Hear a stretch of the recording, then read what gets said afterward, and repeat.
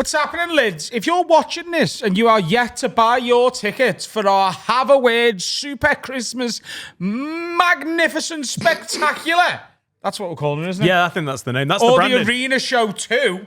Saturday the 20th of December, M&S Bank Arena, Liverpool. Very, very, very, very, very, very limited tickets left. Come and see us do the greatest podcast live show in the history of entertainment. If you love this podcast, you want to be there. We did one 3 years ago. We're going to top it. It's not just a podcast live show. The stand-up as well. It's an extravaganza. Everything you love about this pod with thousands of other lids at the arena in Liverpool. What else are you going to do before Christmas?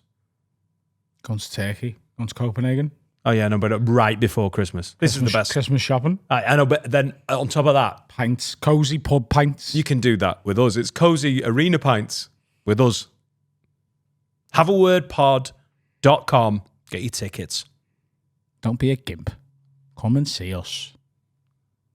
Wag wag leads, you're listening to the funniest podcast in the game from the heart of Liverpool with Adam, Dan, Sensei Carl and Finn. This is the one and only Have a Word. Brought to you by Manscaped, the very best products on the market for below the waist grooming.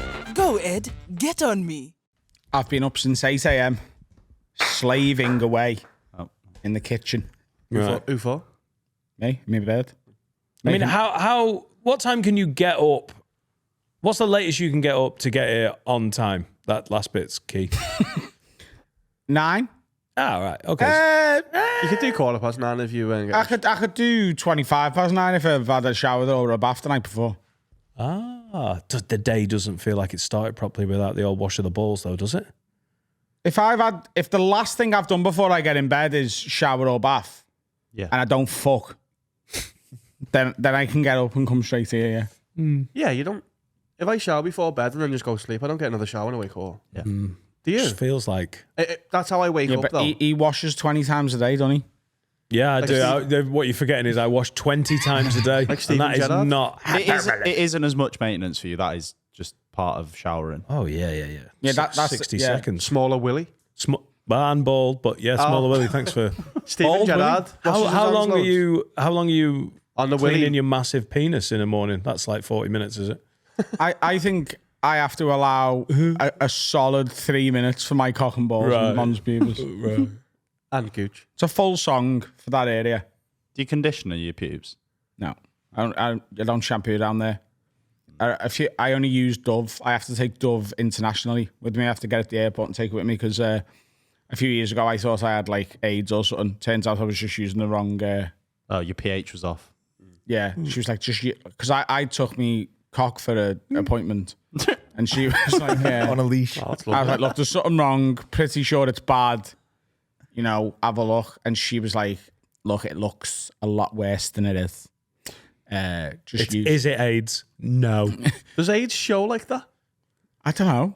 I'm pretty it's sure if more you've got than that. AIDS, people know. I I've thought never it was had more it. internal. Me neither. Ask Freddie Mercury. Can't. It's gone. Yeah. If only he'd tried Dove. Steven Gerrard washes his hands loads. What? That's a fact. He's got an OCD for washing his hands. That's the fourth time you've tried to get that fact in. I know. You- Washes his hands loads. Yeah. Got like OCD for it, which I think is very strange. This is before COVID as well. Thanks, Carl. I split my shower into areas of my body. Sorry, I didn't think it was still on showers. You want to be back on Steven Gerrard? Oh, continue. You can. He is right though, and this came out in 2008. Fire starts this week's episode. Early adopter. Stephen Gerrard. When I die, don't take me the Aussie. Wash me hands. What order do you wash yourself in? Order. Yeah, everyone has a routine. Order. Like a full shower. Like you're up, you're getting showered. Take me through your morning. Oh, this is going to get a lot of criticism. I get in the shower. I let the water wash my face. I then get some of my... Look straight into the shower. try and forget, right? It's so hot. What's that, Bill Burr bit? Every day. Do the what's it called? Basketball? I play basketball. Shower gel. I just congratulate a small child. Well done for not telling Why is he in anyone. the shower? There you go. Preempted that one. The shower gel, maybe 2 dollops if I'm feeling frisky. Then I go pits, bits, and give my arse a little clean. Mm-hmm. Let the water wash that off. Man's done. Do you not wash your head No. at all? Do you use your hands rather than like a loofah or I something? use my feet. Bit of a Wow, like a maverick. monkey. Yeah, like a monkey. And I do a little Geordie accent. So- 2 dollops because I'm feeling Start using frisky. a man washer and it lathers better. You feel cleaner. What? Carl's got shares in this. He's been telling me about this for about a month now. Great. It's for weird think he's- losers, though, isn't it? I think he's gone into washing business yourself? with Steven No, Gerrard. using one of those things. No, Be I a think I'm man. going to buy a. I'm the only man in the shower. If other people were watching, perhaps. What do you mean it's for losers? It just washes you more. No, but I don't need to. You do need to wash more. No, I don't need to wash more. I think you might, just- though. no, Rewind, right? right. First of all, what shower gel we repping? It's like it's basically, it's for kids. It's, Don't help yourself, do you? No. It's like a soft and gentle one. I mean, it's not, I haven't got it, for paedophilic reasons. It's just there because it also is good for the kids as well. So that's handy, isn't it? We use the same shower. It's normal. But it's a annoying one. yeah. Same as this. For the old spazzy skin. And $2 for that. Pits, arsehole. What about your belly and chest? So do you ever wash your arms? No. When was the last time you washed your arms? Washed my arms? What? Yeah. You don't wash your... You got hairs on them? What do you mean? And they're involved in day-to-day life. You've got hairs on your arm? They're not matted. I'm Yeah, but like surprised. you get sweaty, don't you? Like you go gym. Oh my god, yeah, my forearms stink. You're right. I should stop. What are you on about? Yeah, it's just that's what you just give it a bit of a and you're done. You do the Cole Palmer. I don't think I've ever lathered up my arms. I mean, not washing your shins. I understand. No one does that really, do they? Apart from if you've been at footy or you've got muddy legs. But with the man wash, 3,000, I just go all over now. Yeah, and it's easy and you're done. Yeah. And where'd you get that, Carl? Go for Christmas, I think. The last bit of the advert Big needs work. So I have to, because of the length of my locks, Oh, here we go. if I'm doing a full body shower, Blow dry. so I have to get in, shampoo my hair immediately. You leave it in? No, wash that out, then put the conditioner in, Oh, you leave that in? and you leave that in. You don't need to leave shampoo in. Hey, Head and Shoulders was the biggest cheat of all time, wasn't it? When they were like, oh, it's shampoo and conditioner and it deals with dandruff. And you're like, everyone that ever uses it has Very dandruff. bad for your hair, though. It's got sulfates in. Shite. I've been told. I don't know what they are, but my missus doesn't like them. They're awful. Watch out for them. So shampoo, good fucking scrub of it. Oh, what a life. Rinse that off. Yeah. Conditioner in. Yeah. Now you leave that a little bit. So you're meant to leave it for between 3 and 5 minutes. So at that point, I'll start washing my cock. Right? Okay. That's about 2 or 3 minutes. Halfway through that, he washes it there and then goes back to his car. Then, so I do use probably more shower gel than the Swiss Army. Like I'm quite They are clean. I'm quite Yeah, abundant they are, yeah. with If no one has ever said Swiss Army and not said knife afterwards, that is the first time in history that anyone's said Swiss Army. I don't even know if they've got one. They've just got, oh, we've got mountains. And that is a Swiss voice. You're welcome. So, like, I really get a good, lather going around my penis balls and munch pubis. I also wash the sort of sides of my legs in the cock area, but they're the only bit of my legs I It's wash. a good place to get a lather, the mons pubis. Yeah. That's where you start the lather journey. Right. Then I rinse that off, and I also rinse my hands, Yeah. and I get fresh shower gel for me arms and pits and chest, Right. because I don't want to get bollock sweat in my armpits. Right. Yeah. Can only be true. Yeah. Because that's how you get AIDS, isn't it? Then it Makes depends it how no quick sweat. I've been, and I sort of measure this by there being a song on. I always have a song on. Measure it by being a song on. So if I feel like the conditioner's been in long enough at that point, like if it's been at least a song, then I'll rinse my hair. If it's still the same song playing from when I stopped putting conditioner in my hair, then I'll brush my teeth in the shower Always. and use that time to let me hair condition a little bit longer. Right. Always brush my teeth. Then you rinse your hair. What if the songs are different lengths? What if you just accidentally... Generally speaking, Yeah. songs are about 3 to 4 minutes. You're absolutely right. You get unlucky, Bohemian Rhapsody, you're giving yourself a rash. Rashidi. But that's Bohemian Rhapsody. that's my shower routine. Comment yours below. I brush my teeth with shaving gel in Turkey. You know, like in a little bucket. So Stephen Gerrard washes his hand that much. Does he? It's weird. Isn't it? What do you mean? What? There's not really a story. On purpose. No, not on purpose. I just thought. So in the hotel, it was quite posh, and there was loads of stuff in little boxes. Yeah. And I thought it was toothpaste, and it You wasn't. didn't look or smell or taste. They were in English then.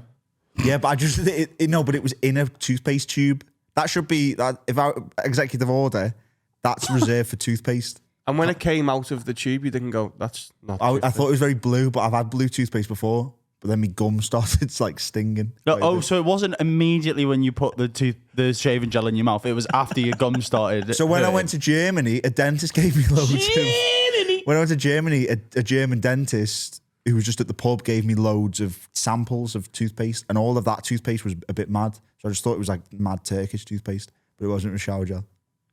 Shower gel, not shaving gel. Shaving gel, sorry, yeah. Like for like Yeah, I shaving. think it's much of a much and stuff. Yeah. Where are you at with your pubs these days? Obviously, we are now sponsored by Manscaped again, but you said probably 2-3 months ago that you were we saw you'd them. never shaved your pubs. So I shaved them once. That was Shame because, on me. That was because I shaved them and never shaved them again. that was because we talked about it in the podcast, and I was like, I went to Ellie. You don't mind me pubes, do you? And she went, "Can I see?" And then I showed her my pubes, and she was like, "Yeah, no." Was that the first time seeing the pubes? I think Does she she just- knock you off blind? What? I think she just blacked it out. You know, like the CIA with documents. She was I don't think you should put on the record that every time your wife has seen your cock that she's been blacked out. Whoa, hard launch in your marriage. Harry, we saw your pubes in Turkey. You'll find out why in the special. You need to shave them. They're yeah, I need to abhorrent. shave them. Again. Well, I think the big thing is me gooch. Like you could hold that like a troll's hair, like from the 90s and that. Like it needs like you could plait it. That needs snipping, but I don't. Gotta be careful with that. Don't shave. Don't. Yeah, Snave snave it. Manscaped. Snave it. Don't snave it. Yeah, but I use a lot of the Manscaped on my face. I prefer my mustache to be in check than my pubes to be in check. Do you use the face Manscaped? I just use anything as a blade, to be honest. Your balls stink. Fucking samurai. No, over my there. balls are fine, but I'm like you. All my you're not. all my shower gel goes. Lives in Texas. All my shower gel goes in the bollock area and in my pits, and then this one. No, I said the exact opposite of that. Carl was with you. No. I the said you. start. No. I Was said it you not? lather it there well, but you don't share right, it. okay. Lather. Yeah, your man's Lather. pubes is a good Lather, little innit? lather, yeah. Lather. Lava's posh. Oh, sorry, maybe I'm. Oh, I'd posh. rather lather. I'm at my absolute record low pube count at the moment. I'm the most trimmed I've ever been. You done clean. I've done. It's like my dick's been conscripted to the army.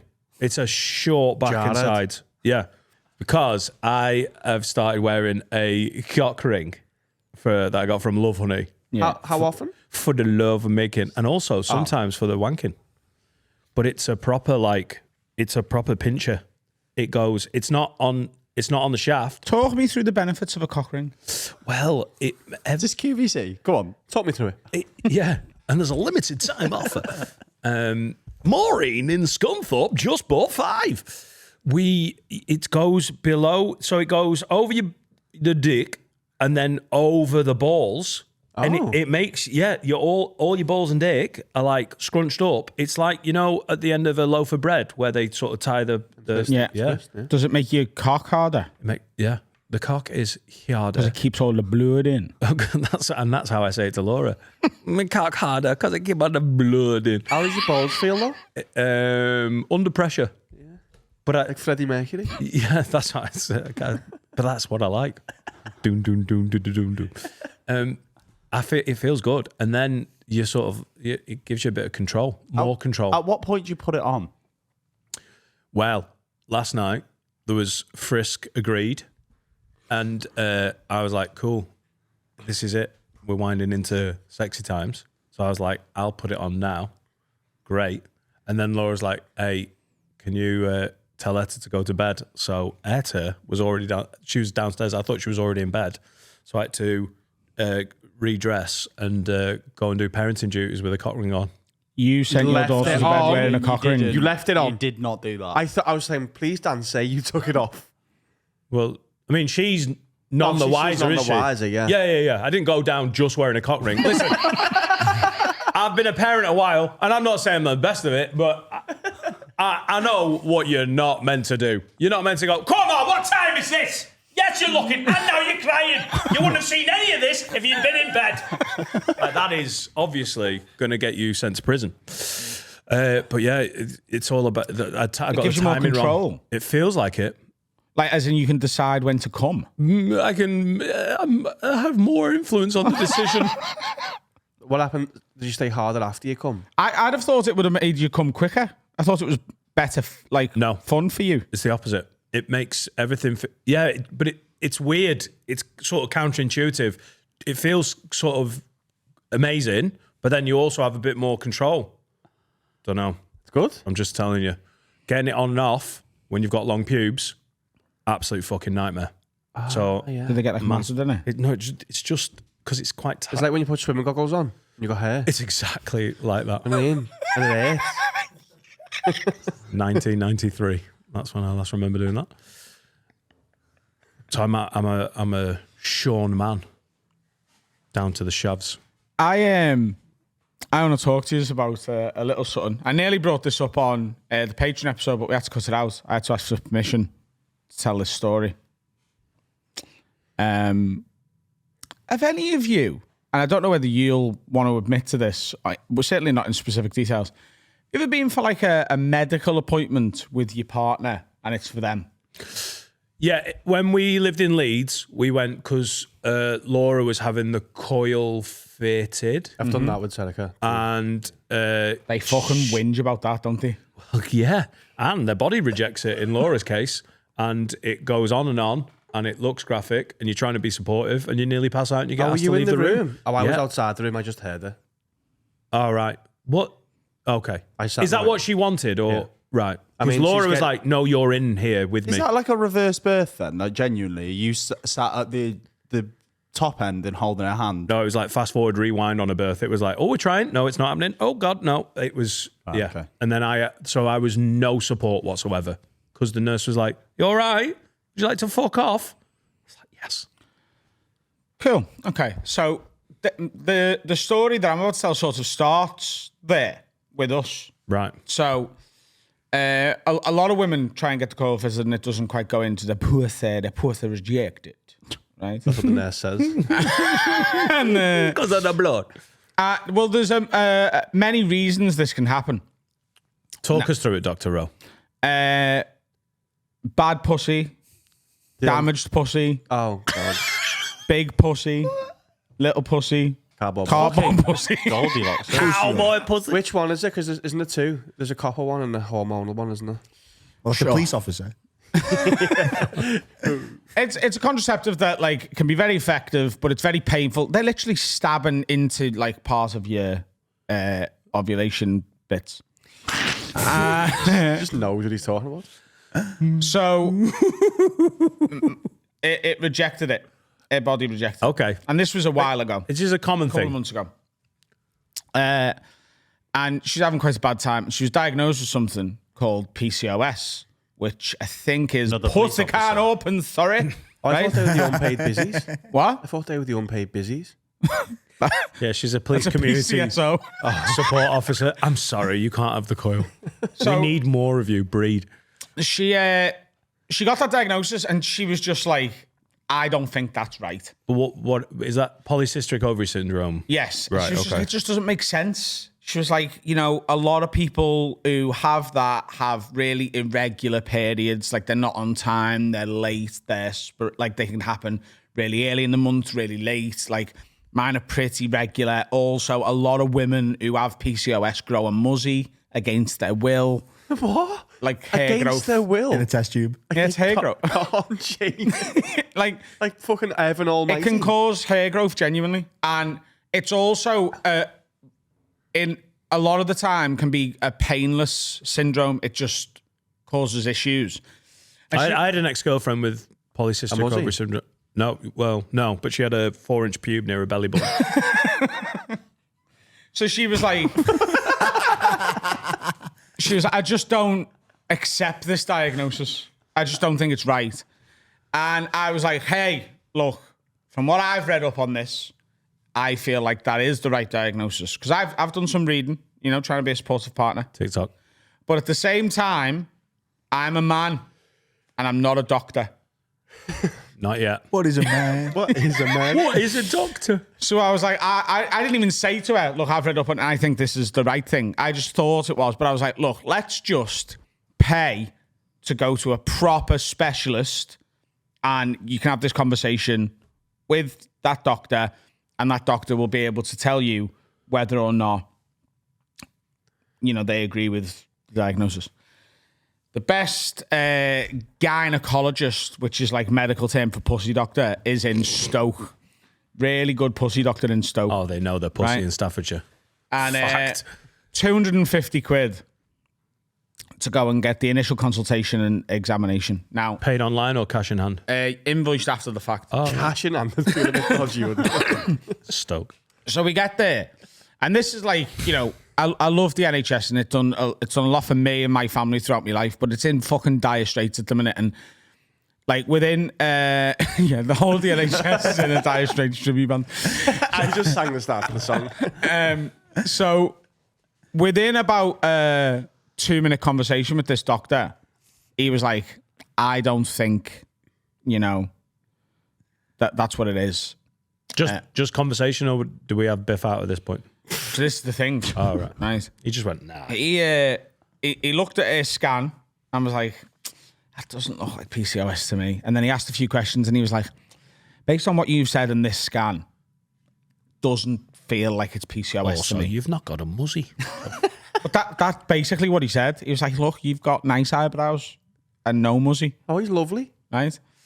He was just really calm and like, yeah, what's happened? He said, if I scanned 7 women, one of them would have this exact same scan you've got, and 1 in 7 women do not have PCOS. Like it doesn't feel like a right diagnosis to me. And he went, but do you mind if I have a look? Now I'm sat in the room at this point, and he's an attractive doctor, man. Oh, is he?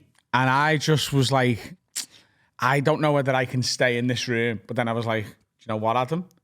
This is your ego. This is the male ego. And you have to just accept that this is a medical procedure and it's not sexual. Can I just ask, if he had been like an old munter or a lady, would that have been fine? Was it If the it fact was a that he lady, I A think it would have got ladies- hard. I feel like it should be a lady. That feels They have to get a chaperone. They have to get a female chaperone to come and watch him do it. right. Okay. Yeah, he brings his mum. And I don't know whether it will sort of resonate in all your heads. Like, I can see from Carl's face, you'd struggle with this, wouldn't you?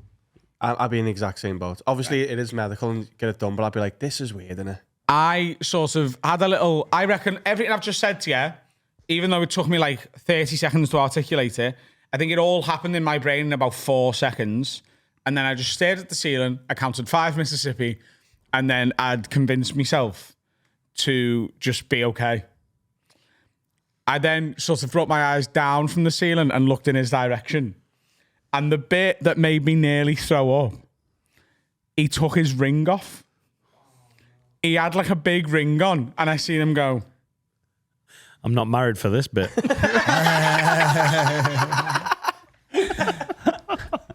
and I think I've thought about that 3 times a day since it happened. I could draw you a frame by frame video of him taking that ring off.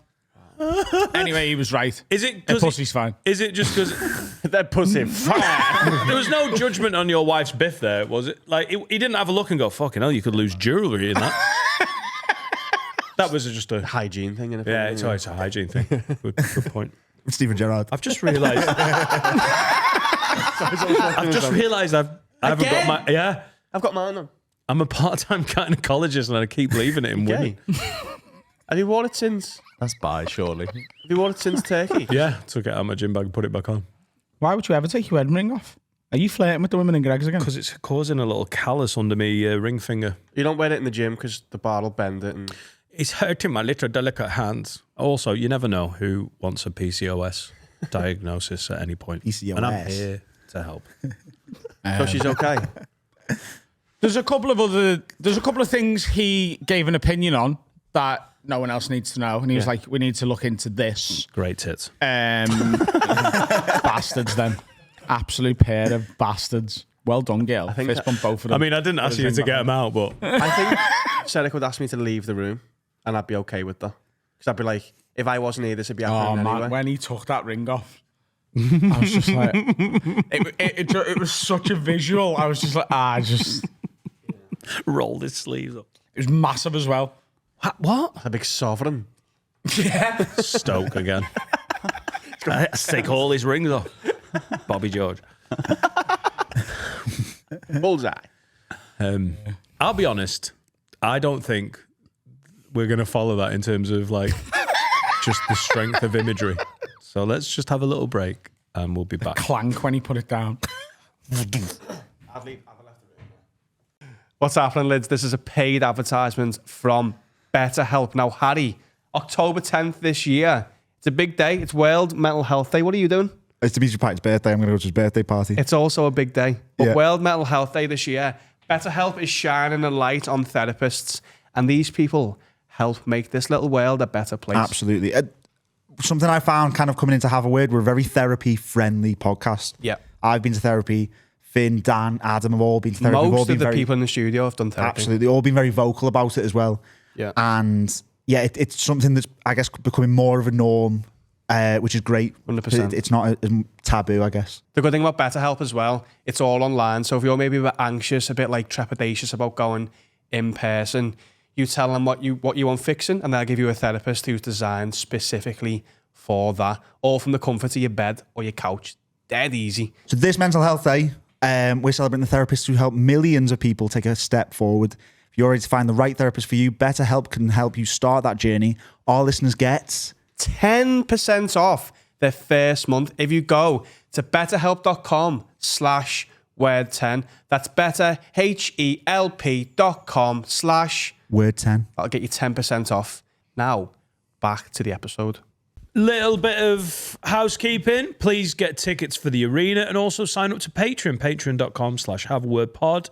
We are the biggest Patreon in the UK, one of the biggest in the world for a reason. Join the Lid Army and get all of the benefits. And there are fucking loads.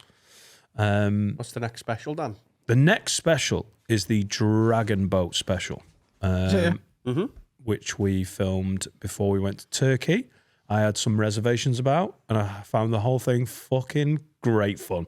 Yeah, we got That into is it, didn't such a turnaround. Yeah. I hope it comes across on the special how the start of the day I was like, by the end of it, I've never wanted something more in my life. Did we do it?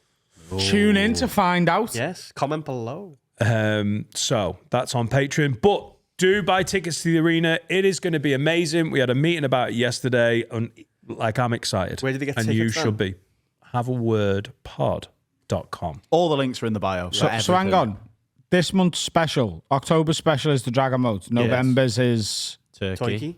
Turkey. Yeah. December's is The roast. January is Harry Day. Harry Day, probably. Harry Day, and February's the arena. Yeah. There's a little Exclusive, everyone. exclusive of all the next specials. Yes. What about March, eh? You need to decide. I'm not fucking signing up. They don't even know what's coming out in March. There's a little insider knowledge there for everyone listening. And then what is Kilimanjaro April? Maybe, Dunno, yeah. maybe even later than that. It's a big boy, that. It's a big Let's whack. commit right now. Kilimanjaro, 1st of March. That's for Will loves Hutch. it, yeah, Will There you loves go. it. Will's gonna end his life. Throw himself off a mountain. 1st of March, Kilimanjaro. By the way, It's not. Yeah. By the way, it's really not. If you don't get it by then, send some mail in to dannightingalecomedy@gmail.com. I mean, you can if you want. the 1st of March. You've got a really is- strong David's Day. spam blocker. It's a Sunday. You don't usually get them on Sundays. Dydd Gwyl The first ever Sunday Patreon special, Sunday the 1st of March. St. David's Day. St. David's Day, which it was the patron saint of Kilimanjaro. Kilimanjaro. And I hope you've enjoyed the quality of the specials that Will has been making. He won't be making them anymore because he'll have killed himself. Sunday the 1st of March. If you fail to, if there's anything wrong, if you go on Patreon that day and the link's not there, just email dannightingalecomedy@gmail.com or text them on CC and Adam Rowe comedy. You just feel free. I don't use that one anymore. I'm almost sure that's not true. Shall we do some questions? Oh shit! I always forget it's this one. It's this one is like the default now.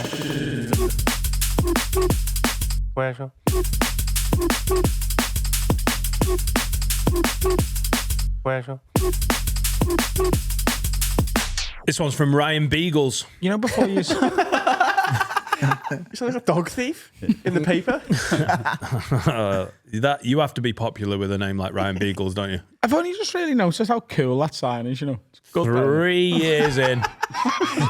No, but it isn't shown enough as it should be. Yeah. We don't. I think we need to have a revamp of the studio, you know. I agree. And that should be like more central. Will people freak out? I don't care. Fuck them. All right. Comment below. If you've got autism, that's your mum's fault for taking paracetamol, the big stupid bitch. Tylenol. Just to recap, Little jazz hands. your mum's a big stupid bitch. Allegedly. And that's dannightingalecomedy@gmail.com for all the complaints about that. Would you all be sad if we did a revamp? Comment below. Because No, I don't care whether they'll be sad. Fuck them. I know, don't fuck them. We No, do respect. Adam, they're really important. No, I know, but like they don't get Also, to you choose don't whether even we know. decorate. I know, but you don't know what the revamp is. You're going, just change this. Like, this Yeah. is... Just This sit is on the floor there. I think we need to get rid of the desk. Wow. Wowza. I think it intimidates some of the guests, some of the bigger pussies that we have on. Well, I'm scared shitless right now. Got me quaking. This week's guest That's is your natural Harry vibe, Robinson. It's going to be a confusing episode. What, really? Desk on? I like desk. It's a big conversation to be. I want to know what Ryan Beagle said. No, I want us, About to, the I want us to continue this scheduling meeting and the revamp. Comment Do you not below, just Ryan think- Beagles. Do you not just think it's time we shake it up a bit, make it a bit more relaxed, man? Come on, man. Does that feel a little bit formal, man? We Just are talking here, man. It feels like we're like it's very interviewy. Like, and I don't mean like a PR interview. I mean like job interview. Every guest that comes in, it's like, hey, what are you going to bring to our company? You did Loads. interview me behind the desk the first Yeah. time Yeah. And how did that came feel? in. It was cool, actually. I just noticed Dan had very white teeth. That was my first impression of him. I whiten for every interview. That was also because we were in a cupboard in Runcorn and we didn't have any other place to do the interview. Maybe we should make the guests higher. Maybe it's because you're looking down on them. Put them on a stool. Yeah. On the couch. Just raise the whole thing up 6 feet. So, Janine Harouni, can you hear me? Janine Harouni. She is due back on. She's a very, very Whoa. good guest. She's Arab. And She's due back on. She's a very good guest. She's fucking brilliant. Ryan, Fancy her, don't you? I think she's one. It's not even like a fancy. I think she's just great. It's an admiration. It's a admiration. She's met Batman. Ryan Beagle says she's just a great comic as well. Like she's a brilliant comic I like that. and a great mum. Ryan Beagle says, "You've got a lovely sign. Why don't you show it more?" Oh, Ryan, already covered that one. Ryan Beagle says, "If Tell us what he said. Ryan Beagle said. it's the most build up to the biggest bollocks question ever. If Usain Bolt in his prime, not now the big fat twat, had 4 legs, do you reckon he would break his record, or would the weight of the legs slow him down?" Instead of arms. I guess like Like a dog. Is he on all or a fours? wheel. Is he a quadruped? Is that right? Yeah. Well, Quadrupedal. here's the way to answer that question. Would he be faster with no legs? No, I don't think so. Does that answer the question? No, because I don't think if you keep on adding because at some point there is a threshold where too many legs does make him slower. Too many legs. I too think, many I think legs. 3. No, Because that's a galloping. Does he have to learn how to run on them again? Because he'd have to learn how to. It's 2 extra legs. It doesn't mean he loses arms. No. But I'm saying we don't learn how to walk with 4 legs. He'd have to. Can you name any animal that's got 4 legs and 2 arms? No, they're all. Centaur? Does that have it? Oh yeah, made up. Any animals. mythical animals? Buckbeak. And they were fast as fuck. Buckbeak's got 6 arms. Didn't we all start as quite? Aren't all mammals? What is a quadruped? It's Paco-Rabanne. It's 4 legs, innit? We all started, didn't we? We started down there, yeah. Right. These were legs at one point. No, Ryan, I think it would hinder him horrifically. No, they weren't. At one point, they were legs, and then they just turned into arms. Yeah, they were. No, we came from monkeys. Monkeys have got 2 arms. Where did monkeys come from, Adam? Africa. There you go. Every mammal, I think, originally was They all came from the sea. 4-legged. We all came from no legs originally, yeah. I don't think that's true. From not a true. brief Google, that doesn't seem like it's true. Also yeah, shite. It is. Yeah, everything was sea. Everything was a quad. We started bent over. Everything bent had over. 4 legs. Nothing, Fuck. nothing evolved originally going, oh, these are fucking sick. What? No way. What do you mean? The first... Every mammal that we have come, if you go back far enough, there isn't the mammal, the first mammal that went, I'm not gonna use these, I'll just stand up. Originally, they were legs. They've all come from some form of... Okay, I apologise. You were right. Millions of years ago, then. Oh, who's asked about that? I'm talking about like the 60s. When we were evolved from monkeys. Everyone was bent over, mate. Someone alone. 1961, Africa, monkeys. Then they came out mid-60s. We won the World Cup. Fucking stood up. That's how we won. Yeah, These Bobby Moore was fucking the idiots. first.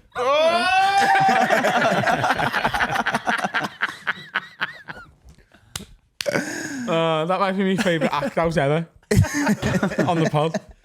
No, Yeah, Ryan. but I don't fully believe in evolution anyway. Welcome to the Church of Adam. I don't believe that. Probably that He's guy. a man of Christ now. No, I do. I believe in a lot of it. I just don't like. I think everyone who's got 2 arms and 2 legs has always had 2 arms and 2 legs. Yeah, no, yeah. What? Yeah, we have. I've always had 2 arms and 2 legs. Yeah. You're spot on there. No, but that's not our how it, species. Yeah, Yeah, we've always had 2 arms and 2 legs. yeah. You're right. I'm not arguing with that. Okay, what are you arguing with then? That we are evolved from mammals that had 4 legs. Name that mammal. Name that mammal. Here we go. Janine Haruni. What mammal have we come from that had 4 legs? Name the ancestor. All mammals. The original mammal. All mammals. Mammal 1. What do you mean? Dinosaurs. What were they called? I don't know, Adam. What was the first mammal? Just because Google I it. don't know doesn't make. We didn't all split off like originally. Like surely all mammals who have got these fucking have all mammals got 4 like limbs? Didn't we start in the sea? No, whales are mammals, aren't they? Yeah, Do they have 4 limbs? No. yeah, but All mammals give birth. yeah, but they did. Except They for did. No, but platypuses whales. that give birth to eggs. Hang on, whales came from land mammals. So yeah, Oh, like they mammals. crawled in, didn't they? Yeah. Oh, did they? Hang on. Because just let me rewind a minute. Let me No, get the they idea. did. The original whale went and went, oh, God, these are useless. And then gradually they were like, Sharks give birth. Are sharks mammals? no. Sharks. Sharks are fish. The ball's swimming. Sharks lay eggs. This is giving me a stroke. Sharks lay eggs. No, sharks caught the pussy swimming. That's a fact. David Attenborough. They direct swim. quote. So hang on. Fox. You're telling me, because before you were all telling me that we all came from the sea. So you're telling me we were in the sea, we walked out, and some of us went, fuck that, I'm going back. No. I'm going to be a whale, mate. No.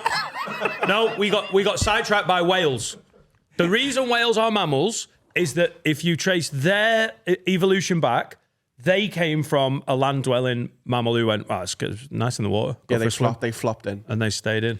Before all of that, we blobbed out of the water. So there was some of us that were in the sea, came out, of had us. a look around, and then went, fuck this, I'm a whale, me. I'm going back. Yeah. Bollocks. Yeah, 100%. Quite a reductive way of seeing You're it. but so yeah. gullible. You need Christ. Dad, you all got on a boat too with him. I hope God exists, just so Adam can argue with him. The pearly gates. You're a gobshite. I wouldn't call him a gobshite. I'd have some questions. Yeah, that's from my very limited understanding. That is, It sounds like bollocks, doesn't it? So It does sound like bollocks. Well, yeah, but what were we? My evolved understanding from? of evolution Here we go. is like What about tuna? It's a fish. my understanding of evolution is you adapt to your environment. Yeah. Yeah. Yeah. So whatever environment you're in, the various species adapt to whatever environment they're in, and that means we've grew opposable thumbs because we started using fucking knives and forks and that. So we 60s. but like we Summer needed of love. these. We needed these because of our environment. Yeah. To climb, innit? To climb and stuff, right? That's why you got nails and stuff. Absolutely. So we were like, right, we need some thumbs, we need some nails, and we boxed that off. I'm being cute. Again, it's not how evolution works. Do you know what? I'd love to climb that tree.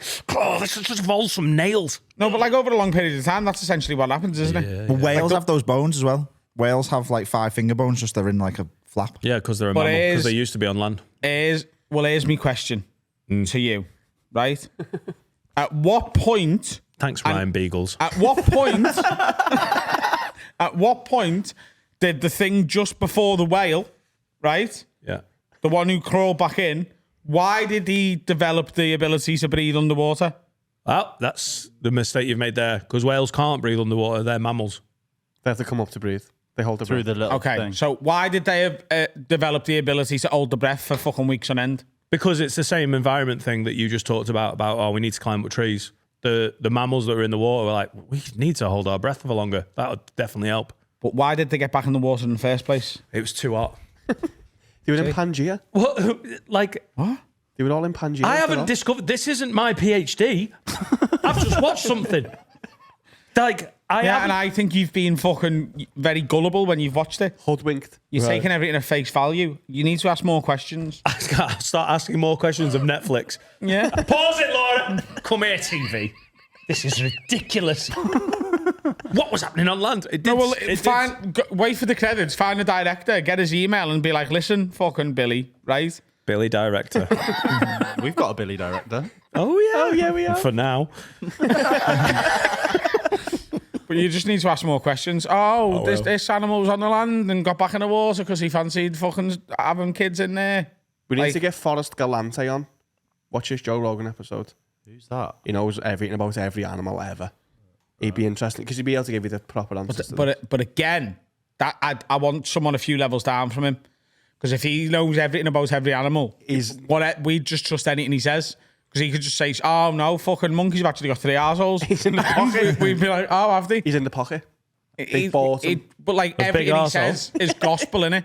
That's why I don't trust experts. Because you'd rather argue with people that just watch something and don't really know what they're on about. Well, I just think if I was an expert and someone asked me a question I didn't know the answer to, I wouldn't want to look stupid, so I'd just make something up. It's AI. That's To what be AI fair, is. if it came out today that monkeys had 3 arseholes, and it was, you just believe it forever, wouldn't you? Yeah. Because you're not going to check. You're not going to check the monkey? What monkey? The monkeys at the zoo? Yeah, but what if they're like? No, they're like, ants? the arseholes are under their arms. I think someone would look. No, but I'm saying I wouldn't know verifiably. I believe what I'm told because I don't know. Right. Yeah. I think, but there's a sort of collective that we're involved in, isn't it? Like, I don't check everything. I just sort of, Believe people. I don't know how a power plant works. I just sort of go, you know what you're doing. I don't know how power plant works. Nuclear fission. Right. Fuel. Fuel. We're out of fuel, boys. Once again, thank you, Ryan Beagles, for that I reckon question. I reckon he's slower with 4 legs. Of course he is. Unless he evolves into a horse. The big fucking whale. There you go. Would a leopard be Yeah. faster with 2? Horses are faster with 4. 2-legged horses never win the Grand National. That's a fact. But they're not. Are they as quick off the mark as Usain Bolt? Can a horse run 100 meters in 9.58 seconds? Yeah, well faster. Is it? Are you fucking stupid? Probably like 5 seconds. I thought like horses didn't have the acceleration of a human. Oh, yeah, they're shit off the line. Yeah, but they famously bolt though, don't they, Finn? Have you watched? I don't watch horse racing. Have you ever seen it one time? Is this another fucking vegetarian thing? It's more. No, yeah. leave the horses alone. Those horses have a good life. They get the best butties and they get to fucking win a trophy. Apart All the other horses- shot in the head. Apart from the ones that They get shot don't in the get head. shot. They only get shot when they're shit at their job. Which is a new policy. Have a word. Finn, would you rather be a field horse just going, or like a fucking a horse Like a proper Field ground. horse. You get to wear the clobber as well. Yeah. But you like no one's asked. I don't think horses have massive egos. I don't They know. do though. Do they? Yeah, that's why the best horses win like loads of races because they're like, oh fucking That's why smash it head in. the dressage ones are all prancing about. Yeah. Would you rather be a dressage or Short Frankel? What's Frankel? One of the greatest horses ever. Dressage. That looks cool. It looks cool. They never get shot. I mean, it looks cool for the horse. How do you know they're not not liking it? That feels like peacocking for a horse. If a lady horse sees a man horse doing the cha-cha slide, it's going to be like, yeah, obviously. He is right there. You can't force a horse to race. They race because they want to. You can take a horse to water, but you can't force it to cha-cha slide. Hey, and also, if it doesn't race, it gets shot in the head. So, That's not true. and if it falls over, not it's true. its The own. horse doesn't start to blow its head off. They only shoot them in the head if it's being like cruel to be kind, innit? If they're so in so much pain that like death would be the sweet release, then they blow the horse's head off. Yeah. But they did make him jump over the thing that they've broken the leg on. No, they chose to jump over it. No, they got taken in a van and put in a stall. No, but if the horse doesn't want to jump, it can refuse. They do refuse. Yeah, and then it won't get its head blown off. I mean, it gets whipped quite a bit to do it. No, they don't. It's a That's a good- common misconception. I've seen them whip horses. No, Like, but there's an amount that they're allowed to do. If you overwhip, you get. No, they're allowed to whip. They're just not allowed to over whip. Yeah. That's the mistake you're making. No, they don't whip him, apart from the whips. It's the noise going past their ear. They don't actually whip them. What? It's the sound of the whip that makes them go, not the thing. That's why deaf horses are slow. Fact. Are you saying the Osmonds- horses have never been whipped? I'm not saying they've never been whipped. I'm saying it's not happening right now. Have they stopped the whipping? There's whip rules, yeah. Genuinely. It's just fucking wow. Remember? Pavlovian. Is it?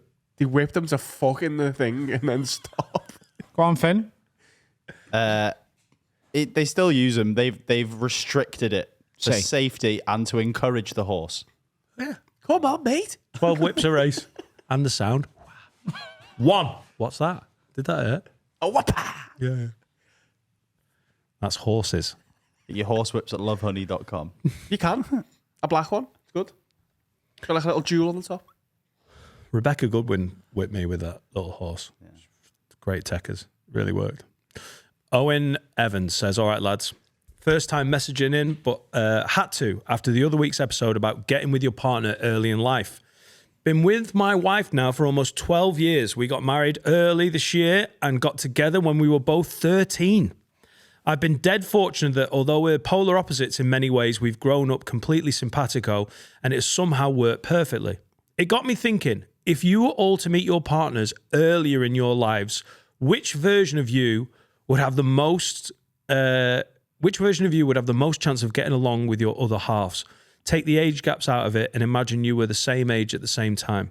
I'm talking if there was ever any goth stages, artsy personalities, or even some choice outfits on display. Well, that's you now. Where it's a hoodie. A shit one. It's a hoodie. I was the same person. I just like football and me mates. I think I'm the same That person. is exactly the same as now, Carl. I don't think I ever had a stage. I don't think you did either. Also, you did meet your missus Yeah. really young. But you had a stage. You had stages, didn't you? More than us. Yeah. Did I? You had a punk phase. Yeah, the punk face. Yeah, that was 1978. I mean, the Mohican kind of. Yeah, you had a bit of a Mohican on You the know top. what I mean about your punk phase? Yeah. Your little early press shots. You look with like little Keith punk Flint. head. Oh, shit. I thought we were just taking the piss. I just got a stupid haircut. I didn't start going Yeah, to... a punk haircut. I didn't go to punk. It wasn't a punk stage, though. You were culturally appropriating the punks. Yeah, but they're white. Didn't punk only last 6 months? What? For the Sex Summer of Pistols? Punk. Yeah, like Punk has never died. so you had your pill stage, like you go on the raves. Yeah, that would have ruined the relationship. That would definitely have... If you met Laura during your rave stage, would she have just passed you by? Well, yeah, I'd have ruined it. Totally. Because I wanted to go out for 2 days. Like, that's not being a Can't good do that when you boyfriend. got Is 2 it? kids. No. Oh, no, I definitely can't have a punk or pill stage right now. I've got no hair for a Mohican. And that'd be a wild hair transplant if I was like, yeah, I'll go Turkey 19 times, but I want a Mohican at the end of it. And no, yeah, if you're a dad, it's really frowned upon. You know, cock ring for discipline and 3-day benders. What was your favourite pill? What? There's different ones, wasn't there? Oh, I don't know. You just took anything. Oh yeah, you mean like there was like Mitsubishis that Yeah. everyone. I was like, I did the one that we bought. Right. It wasn't a really scientific thing of like you didn't get into it like Finn's into weed of like different names and because it wasn't as controlled. You just bought it from some knobhead in a nightclub. There wasn't a menu. Yeah, you just got a gaddy. Yeah, and then hoped it worked or it Was it wasn't. one at a dud. time? That you bought one pill? So that worked? No, you're allowed to buy more. No, I'm they saying, like- encouraged it. Upselling? Like, listen, you've come back to me 6 times tonight. This would have been fucking loads. Would you have 6 pills in a night? Because I'm not a pillsman, That's what so I mean, yeah. Yeah. it's like Guinness. It is. Yeah, like Guinness. You've got to let it settle. And what's the gap between taking the pills? So when I went clubbing in like the early noughties, 2002 to 2006, 2007, the pills were dead weak. They were really shit. If you talk to people who were like clubbing in the early 90s, they bought one pill and it lasted like 4 months. They used it like a salt lick. Honestly, it was like they were a tenner a pill or something and you like have half and that'd be you for the night. But over the course of the 90s, they just got... Did you ever just get like a handful and go far? No, I saw people do that. And I just remember thinking, you're fucking idiots. But you just sort of Every few slowly hours, over you the just night. have another one. Yeah. 5 pills over the course And would you be of a long chinning night. pints at the same time? Would you be having... Yeah, pints, flaming sambucas. yeah. those things, Sex man. on the beach. No, but like genuinely... I wouldn't have a don't- pill without a pina colada. You know, that's me. No, like this is a genuine question. No, Do you you- not mix with alcohol? Like dry sniffing. No, probably not. Maybe you'd have a pint at the start of the night, but once the ball got rolling on actually going clubbing, that's why those clubs hardly sell any alcohol. They just sell tons of bottles of water. How do they make money? Because the water's so expensive. It wasn't stupid expensive. It was like, I mean, now if you go to like an Ibiza super club, the water's like 15 euros. all right, yeah, we never did that. We went Sankey's and stuff like that. Yeah. It was like 15 quid to get in. That's how they made most of the money. Yeah. Missed us. And then did you just rave, man? Yeah, just raved. Yeah, we just had a dance. And then you'd get fidgety and want to go back to someone's house. And then you'd have afters. And then you'd do more drugs. And then you'd stay up till like 8 o'clock on a Sunday morning. And then it gets sketchy because the normal people would be like, yeah. Is that from Friday I'm going night? Probably not, no. But I did that a few times where you'd go out on a Friday. If you went out on the Saturday and you'd not slept at all on the Friday, almost definitely you're not getting through to Sunday morning because your body's just, it's so fucking bad for you. You just start like feeling sketchy. But we'd go out after a gig. I used to do a gig till like 11 o'clock. The Frog would finish at 11. We'd have a pint at the Frog and then it was near Sankey's. So I'd basically go, I've done my comedy night, that's fine. I'd be social at the bar. But then my clubbing mates would come and I'd meet them there at 11:30 and we'd head to Sankey's. And it's almost like the night would switch. And we had a couple of mates who didn't do drugs and would come and drink, but they'd be gone by like 3:30 in the morning, which is not even halfway through the night. It was great. I really enjoyed it. I had a fucking great time. It's the best bit as well was the bit where the dance floor had gone off and a few people had left and you'd be like, should we go back? There was something magical about that because it was great having a dance, but once that energy had worn off and the atmosphere had gone on the dance floor, go into the afters. Chatting shit. Oh, mate, that was the best bit. The first 2 or 3 hours of the afters where everyone was there and you've got all your stuff, like it starts getting weird at about 6 a.m. because people have fucked off and then some people just can't keep chatting and then it goes weird. But those few hours, I loved it. I miss it. I can't do it anymore. Absolutely don't like want to do one it. a year, like what they do, no. like Cream, like a little reunion. No, can't do it. No? It's also, it was perfect. It was of the time as well because all my Different mates were doing it. It was a different time. But it was right at the time. Now I'd be like, I can't stay up till 7 a.m. because I'm fucked for the next 4 days and then I'm a shit dad. Here's my question, because I've got literally no experience of this. What were the hangovers or come downs like compared to ale? you would get a taxi back from whoever's place you're at. And I almost never had the afters at mine because I was in shared houses with comics. Like, so you couldn't take people back. That's well out of order. So you'd be getting a taxi home at like 6 a.m. or whatever. You'd get in bed. It's such a weird feeling because you are tired. You're so tired, but you are awake. Like it's a brutal like. Is this just pills or pills and coke? Yeah, both. But it mainly pills because we were 23. You can't like spending 50 quid on a gram of coke that is gone in 20 minutes. You're like, what on earth? Like that is a lavish choice. So there was some, but it was mainly pills. Then you would have to either crack one out, which was fucking emotional, or like honestly, some of the 3-hour wanks I've had where you're like, oh, please turn the internet off. Or you just try and ride it out and fall asleep where your brain, so everything about your body is going, probably lie down and close your eyes. And you do. And then your brain's going,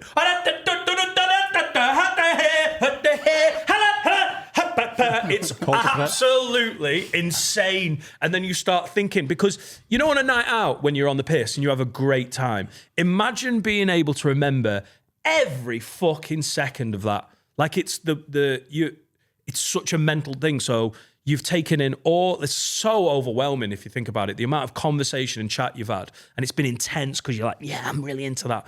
And then it's playing out in your head. And then you get, the older you get, the more you're like, you need to sort your life out. You can't be doing this. This isn't good for you. You have to fight that back as well. And then pray that you just fall asleep. It could take so long. Like you could be lying in this weird fidgety state. And then the worst thing was where you're like, oh, I can feel like your heart's still like doing an unreasonable amount of like, is it BPM? What's your heart? Yeah. And then you'd be like, oh, you're almost like, oh, I think I'm going to sleep. and then the thought of like, oh, you're going to sleep, your head would go, no, you're fucking not. It was awful. Or if you needed a piss, you're like, oh God. Sounds class, man. Yeah, no, but that's like saying waking up after a night out and feeling ill on alcohol. I mean, if you just talk about that bit, you're like, yeah, I'll get that. But as well. here's why I think my problem is better than yours. I drink, I get hammered. By the way, I do know that, like, obviously, the in-joke on this podcast sometimes is that I'm full of ego, and I know I can get really pissed sometimes, but I am pretty good at being able to drink for a very long period of time and into the early hours, and I don't need to do the subs. I can go out at lunchtime to watch an early kickoff and still be in the pub. I'll be pissed at 2-3 o'clock in the morning. That's great. Still drinking pints. And I'll go home and I will collapse asleep. There's no fucking bar mitzvah happening in my head. Collapse.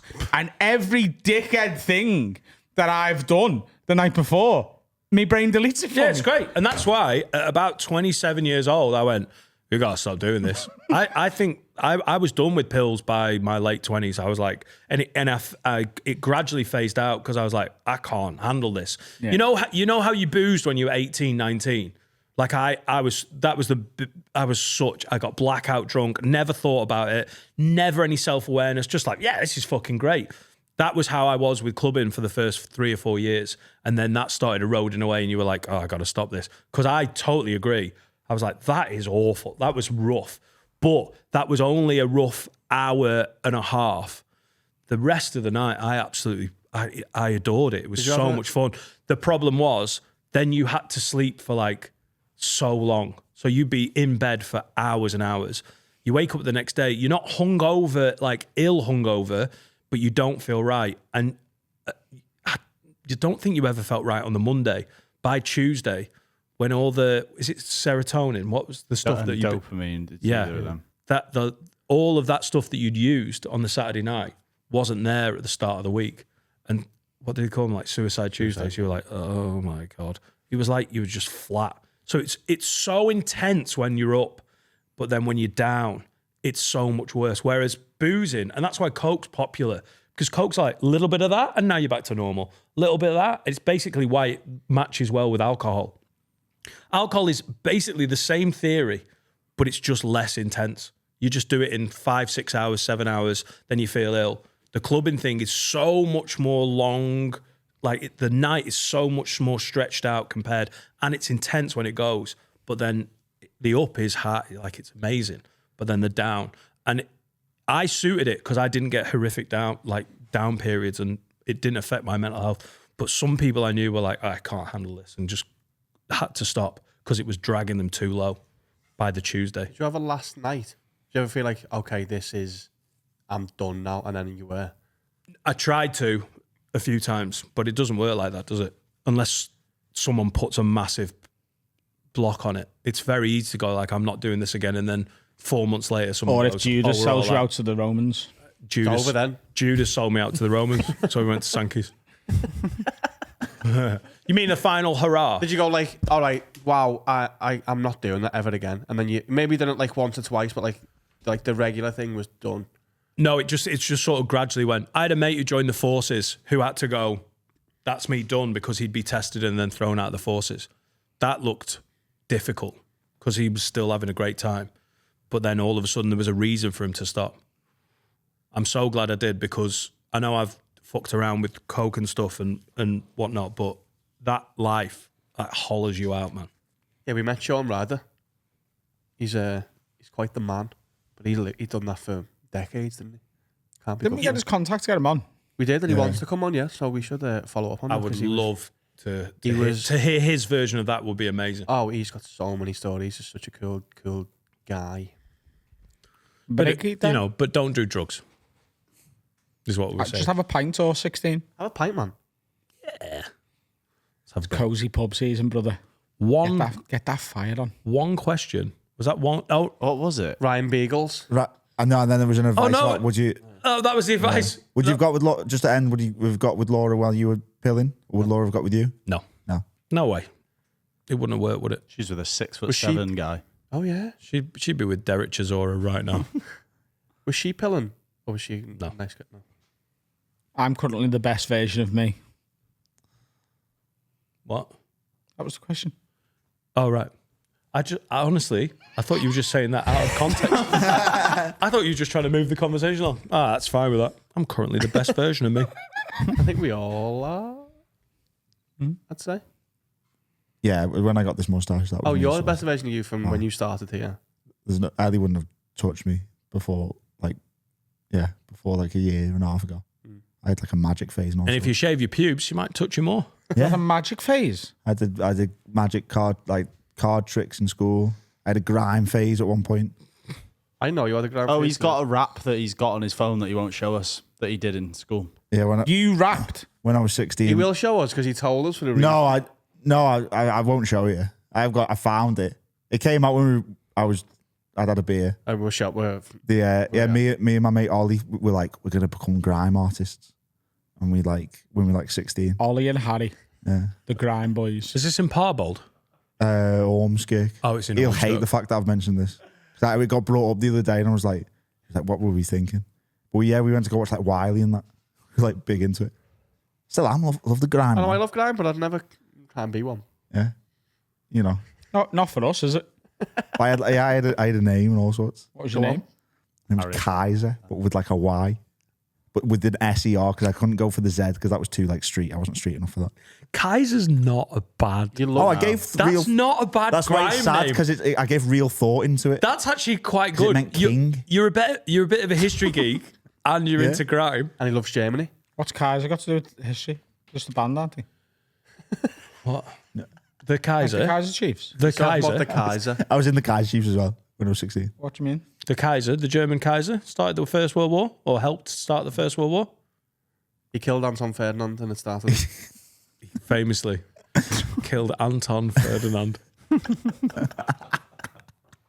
I'd like to commend us all for not making a John Terry joke. I just think we all did really well. I didn't say it. Oh, God. Let's have a break. What are we like today? Don't touch me. Touch me. Silly boy. Oh, I tell you what, if you're enjoying today's episode, which you should be, you should like and subscribe on any format that you're on. And comment. Oh, yeah. Comment. Oh, God, Carl and Dan really do have chemistry. Yes. Like, sub, comment, give us a 5-star rating. do everything. Because if you like us, you want us to do well, and you've got to feed the algorithm. Feed it likes. We want to be podcasters and comedians and knobheads, but we have to play the game a little bit. So do like and subscribe, give a little comment, all of that. Because I don't do this. When I watch a YouTube video and they go, like and subscribe, I never do it, but I should. I'm a bad person. You should do it. Please do it. Good person. Just comment something nice, like, hasn't Finn got a lovely head? Algorithm. Well, that's the thing, though, innit? Finn's got a lovely head. Comment that on every episode if you want. It feeds the algorithm. This is just meant to be a short one, isn't it? Mark Nelson's here. Hey. Hello. And today is the 30th anniversary of one of your songs, isn't it? That you like? No, that's a song. A fucking album. What album? Oh, Morning Glory. Morning Glory, 30 years today, mate. And when I was having a poo before, I was on my Instagram, not Twitter, because I've deleted it again. I'm just trying to cleanse my soul. And Mark posted that what's the was is 30 is 30 years old today, and you, as part of your post with it, Yeah, because you like that album, don't you? I do, yeah. Right? You said it changed your life. You said, I don't want to be like what. It sounds pathetic as fuck when people put that kind of stuff. Because I've heard like music people say stuff like this, like that album changed my life. What? It's a cowboy hanging behind you. Luke Combs' album surely changed your life when you first heard it. Well, we'll get into that in a minute. That's part 2 of me conversation. Peace. Little teaser for everyone. Hey, stay tuned. Stay tuned. How did that album change your life? How did that album change my life? Liam Gallagher raped my mum. Nah. On release day. I thought he'd have more to do as well. With his Morning Glory. No, it was just. I don't know, like Finn, you won't get it as much as me because you're a lot younger. Yeah. But like I was, oh God, 16 when that was released, and like a wee kind of gimp at school, and that. He is relating to all of this. By the way. You know how he got into Oasis? The film Supersonic? Was it? Yeah. So it wasn't through the music, it was just through the film? No, my mum and dad didn't really listen to music in the house growing up. Right. So I was listening to whatever my brother listened to, essentially, which was good music, to be fair. And then... What was it? What was your my brother listening to? 50 Cent, mainly. 50 Cent, The Streets, that sort of thing. It's all good music. Yeah, it is good music. And then when I think I was 15, 16. Yeah. I just stuck Supersonic on. In my head, the Gallagher brothers were Joe, Sacha Baron Cohen's, like... Yeah. That was them. And I watched that and went, fuck. Like, that's what it is. Yeah, man. It's just... So it's the same, You get an identity immediately. Yeah. Like you're stealing an identity from someone, but you're like going, fuck yes. Yeah. Now I belong. Yeah. Now I can copy someone else. Exactly. So is it just to change your life because it changed what you listen to? No, the music, I don't know. I don't know what it is about Oasis particularly, because they're not the best music. They're my favourite music. They're not the... Fucking... Calm down, Finn. They're not Civil War. Let's not start off bad. They're not the best, though, in terms of, like, technically or anything. There was just something about them tunes Surely that the just songwriting spoke is the best. to me. No, I don't think it is. I think Noel Gallagher's an unbelievable songwriter. I think, like, there's loads of better... Can you name better songwriters of his Paul generation? His generation, probably Damon Albarn is probably a better songwriter overall. Oh, come on now. No, I don't prefer Blur. Do you mean or technically Gorillaz. rather than... I'm talking because about... Oasis connected with people like no other band has connected with people. But like, what makes a technical good songwriter? What makes him better? There's sometimes more interesting stuff going on. Like what? He's talking about like Better Days and stuff. No, like more interesting chord progressions and kind of slightly different sonics.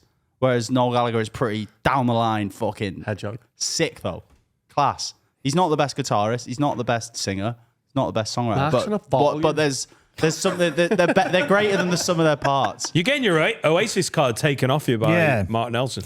It's one of the wankiest things I've ever heard in my life. Fair. I get it.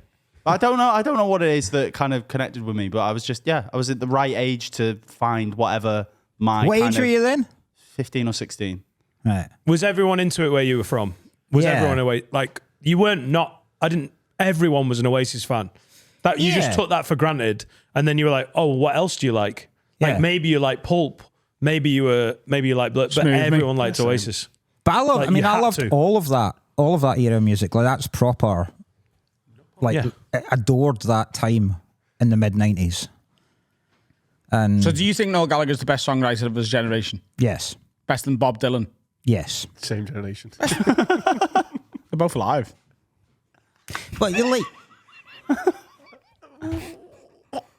Like, Bob Dylan wasn't writing songs during the Ottoman Empire, was he? Dan? Was it? Hang on, let me check. Do we need Blowing in the do we need wind. to reference Dan's head, by the way? He's No, we not don't. well. He's not well, baby. Poor baby. Bob Dylan's Banging lyrics a are dick. better than Gallagher's. nah. Mate, Like a listen to this. rolling Right, stone. I won't play it, I'll read it. What Bob Dylan have you been listening to? I listen to Bob Dylan all the time. You just think I just listen to fucking country You've music. never but I listened to fucking- Bob Dylan with us. He's watched the TikTok. Oh, right. Did you watch the film? What film? Timothy. Fucking loves him, mate. But we're still trying, so you should know this love we share was never made to die. I'm glad we're on this one-way street, just you and I. I'm never going to say goodbye, because I'm never going to Playing see darts. you cry. I swore to you my love would remain, and I'll swear it all over Can I again. raise you? She's got a sister on This the is palm of her Westlife, hand. by the as way. a blister. I've never understood that line. Kitchen in the kitchen. Yeah. You missed that. What? That was Westlife. Nice. And their class, Westlife. better than all of what you're talking about. Westlife? Yeah. Yeah. Better. Don't. Let's not do this. Yeah, if we that's a silly answer. You all accept, by the way, I gave you Bob Dylan as someone I've never listened to, couldn't tell you what he looks like, sounds like, or fucking smells like, okay? And you were like, oh, yeah. No one said that. You just played darts while you said it. You all loved it. You just gave Noel Gallagher the nod over it. You listened to those lyrics and you were like, oh, yeah, it's quite good then, but, you know, there's some good ones from Noel as well. It was fucking... Who's the main Brian guy McFadden. with the head? What? It's not the main guy, is he? Westlife. Yeah. I don't know. The tall one. Oh, I thought it was like the one with the head, like the blonde fella. Kian. Yeah. No, he he's not not the the main main one, one. no? He's He not- looks a bit Who's like the guy H from that was- Steps. Yeah. It was the guy that was married to Kerry Katona. Brian McFadden. Brian McFadden. Brian yeah. McFadden. He's the aye. best one. He offered away ISIS a hand fight. Yeah, that's fucking incredible, man. said, "Let's One of have the it." greatest tweets of all time. Yeah, yeah, Did Noel Gallagher ever do that? Pathetic. He wished AIDS upon Damon Albarn. yeah. Did he? It's quite nasty, isn't it? Is Damon Albarn a part-time policeman? Not that I'm aware of. It's got PCOS. Sorry, that was mixed up. Was he shagging monkeys or something? How was he ever during- going to get AIDS? Just during the Battle of Britpop, as it's called. Who was it? Oasis and Blair. Yeah. Yeah. Anyone else? The Spice Girls got involved.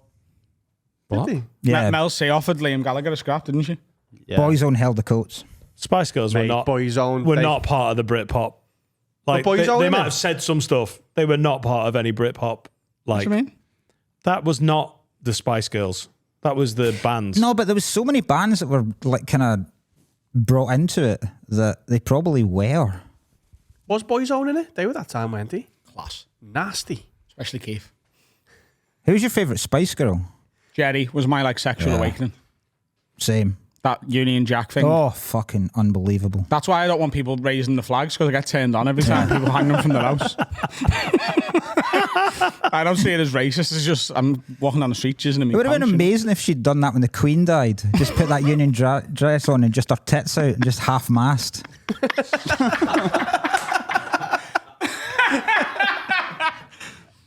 Jerry Gill. How did it change your life? You still haven't answered me. Just like jail, because I wasn't that. I didn't really. Oh, this is going to sound so wanky, but like I didn't really know any identity of who I was, and then suddenly I then could you found be your like driver's a wee license kinda, that day. But it was also like at that kind of time. Like I was a wee kind of fucking nerdy wee guy at school, and then that was the time when all the really cool kids hadn't passed exams and could stay on to fifth year that we have in Scotland. So then we moved up an entire social level over summer. And then Oasis came along and we were like, yes, we're the fucking So boys now. what was that? You don't do fifth year if you. Nah, pass. because you've got exams. We called them standard grades. And then if you don't pass them, you just drop out of school at like 16. Oh, so you like go to college basically? well, Is that our you equivalent? go to Boots. That's where you go. You don't- So if you stay on, it's like the equivalent of us doing A levels at 16, right? Okay. Yeah. Oh, so then you were cooler then because you were the older. Yeah, we were always kind of in the middle. Like there was the bullied kids, and then there was us. The in-betweeners? Yeah, pretty much. Yeah. Aye, yeah. And then That's once... what I don't like about the name of that show. It's they're not obviously a the brilliant in-betweeners. show, but they're the bullied kids, aren't they? They're not actual in-betweeners. No, because there's the Nah, I other don't kids know. that are on that show that are the bullied Yeah. kids. One of them is Will, who's the bullied kid. No, He's not no, in there's between. another kid. There's the two on the school council I know or what you whatever. mean. They're Yeah. on The about. true in-betweeners in our school never got bullied by like Donovan. Yeah, you just kind of sailed. You through. just missed it all. Nah, Like, you're right. Yeah. they get picked on by Donovan, so they're sort of The best way to be in school. If I Were had you in kids- betweeners? yeah. Oh, God, We were yeah. like top half of the in-betweeners. We're the cocks of the. No, you just sail through school. You don't have to be. Don't be a gimp, please, Yeah. and don't try and think you're hard. Just like Europa League. Yeah, just go. That kind of, yeah. Just go. And then Early after on school- in your life, if you've got any kids and you think they're going to be a bit shit at footy, just tell them to play right back or like defensive mid. No one wants to do it. They'll get to play every fucking game that they ever get. Like they'll get in the team. They just sit back, win the ball, pass it, teach them to do that, and then let all the fucking nunchuck wielding MMA fighters be the strikers. Yeah, because they all go to prison. We went to very different schools. What were you, Dan? What were you? Dan was playing fucking croquet with nuns. They played croquet with nuns. I haven't got the energy to fight it. My headache's so bad that I'm like, yeah, I did play croquet with nuns, and they beat me, and I liked it. You look like you've got into a Nelly tribute act. Yeah, one of the yeah. drums. He had a plaster on his head, didn't he, somewhere? Like a shite Marcellus Wallace. Was your school like a nunnery? Yeah, Yeah. yeah. There was nuns, though, wasn't there? It was a croquet academy, though. Not nuns. Yeah, because I was raised deeply Catholic, as we've talked about several times. Yeah, I always forget that nuns are just Catholic. So what were the people who? Because it wasn't Teachers. We called them teachers, because they were professional as well. We had Not a nuns- nun in sight. It would have been suspicious, really, in a Church of England grammar school. What the fuck is she doing here? No, there was no nuns. I wish there was for you. Dan was rugby, though. Oh, were you? No, Yeah, no. no. We had to play rugby. We weren't allowed to play footy. You weren't allowed. You were a theatre kid, weren't you? There's no theatre at our school. I thought you went to drama club or something. no footy, no theatre, no tellies, no pens. No nuns. No croquet. It was a shit school. I miss it. Just like maths and that. No, it was one of them schools where it was cricket in the summer and rugby in the winter, but there wasn't a school team. God, I wish I had gone there. Yeah, there was no. You played footy at break and stuff. There was no actual team for the footy. There's not a rugby team. Yeah, There was a rugby team, yeah. and you were on the rugby team. No, I was in. No, was I fuck? I was rubbish at rugby. I Were wasn't you on in the cricket team? I'd never made the cricket team either. To be good at rugby is might be a bit ignorant. Is it not just being like fast and strong? There's not a lot of skill, is there? And that's why I didn't make it. No, but I mean, like, Medium-sized pace, weak. isn't there like I'm a big guy and then there's a little guy and then everything in between? Yeah, That's all of life, Carl. One, like, you've got to be you know what I mean? strong or fast, or ideally fast and strong. Yeah. To boil it down, I think. And I was none of those things, either together or individually. So I was in the in-betweeners of like rugby. There was the squad, there was the B squad, and then there was, well, they've got to have a sports thing, so we'll just let them idiots run around on the field for a bit. So when the rugby matches were on, what were you doing? They were on a Saturday. I didn't ask. he was at home. Yeah. What were you doing? What were you doing? What did you do on your Smashing Saturdays? puss. I was smashing puss. I was practicing croquet, just in case those nuns ever turned up again. I was having a normal Saturday. Were you not a your sports perfect kid in Saturday school, night. Matt? Playing rugby. Were you not a sports dude in school? No, you were just like a little... I played rugby because I'm from that kind of school as well, where rugby was more prevalent than football. But nah, I wasn't good at any of it. If you tried too hard we called it this is bad, but we called it the Flid group. If you tried, It's bad, yeah. yeah, it is bad. But it was a different time. So if there was a squad who was they played for the school, and then the B team, there was also B team matches. But if any of them got good, they were in the proper squad. in our group. Did the B team go on to play for Wasps? Nice. Bit of wordplay there. Yes. That soothed my headache. Love puns. Warrington Dan, Wasps. If you try too hard in our group, you got. Did the A team ever rescue a village from a load of warlords trying? Yeah, well, that's what they did on Saturdays. You know, I'll never know. They're going where? Where's the game? Ecuador. Weird.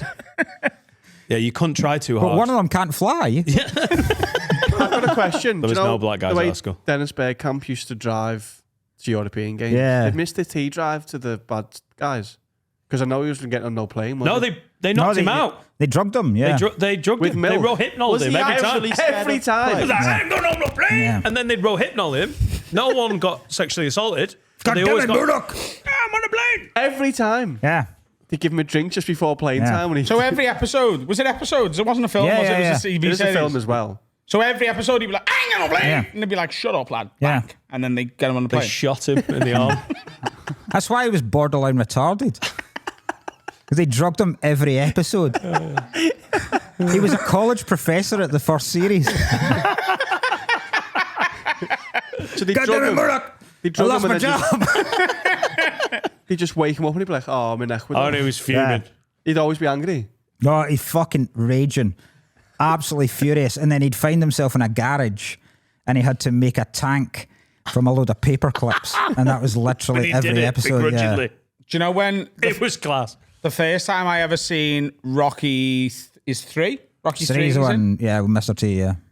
But this is the thing, right? So Mr. T's the character from the A Team, isn't it? Yeah. Right. So my dad, I remember him telling me, "Oh, that's Mr. T." That, and for almost my entire childhood and teen life, I thought Rocky and the A Team were like the same universe. They're not, are they? It's B.A. Baracus. Yeah. And what was he called? Clubber Lang? Clubber Lang. Clubber Lang. Yeah. Hey, boy. So hang on, what's the man's real name? What? Mr. T. No, what's that man? What's on his Mr. driving T? license? That's his name. That's his. That's how that's what they I said. think his at name's wedding. like Terry Tombola or something, and because it's both T, he's just Mr. T. Terry Tombola. Hang on, so he's Mr. Finn, T. can you use the internet and find out what and Terry in that film, he's Tombola's real Clubber name is? Lang. Who's B.A. Baracus? B.A. Baracus is his other name. From the He's got 3 A-Team. names. What do you mean? B.A. Baracus is the name of the character in the A Team. Yeah. Right, so he's not Mr. T in the A-Team? No, he's Mr. T. Ready? In I life. didn't know that. He is, yeah, he's now Mr. T, just Yeah. in general. But what but was he born as? Lawrence Thoreau. Terry Tombola. He's born as Master T. I didn't know that. I thought they were all the same Very good. universe. That's blown my mind. You thought you thought the Rocky to right now. I thought that was Mr. T. you thought he was like in the press Sorry, conference. but I thought Mr. T was the character. Yeah. Same character in Because both things. Obviously look the same, but they talk the same and act the same. Well. Oh, yeah, he's not got much of a range. He's all the same, isn't he? Yeah, Mr. T's not got a massive range. He's never done anything for the RSC, like He did the Snickers, I've heard. playing Othello.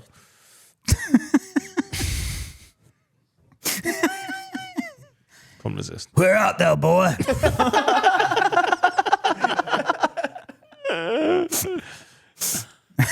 I pity the jester. Now, whose catchphrase was that?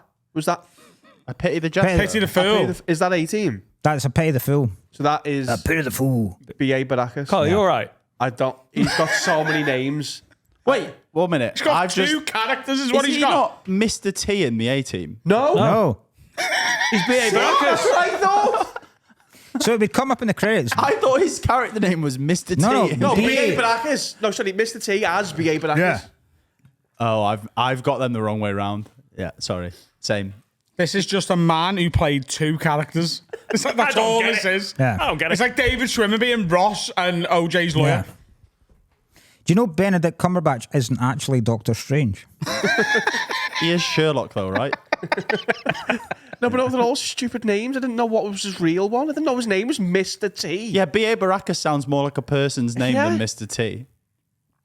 That's fair. Yeah. That's what I'll I give you thought. that. I think what's happened there is that they wanted his character to be realistic in the film, in the program.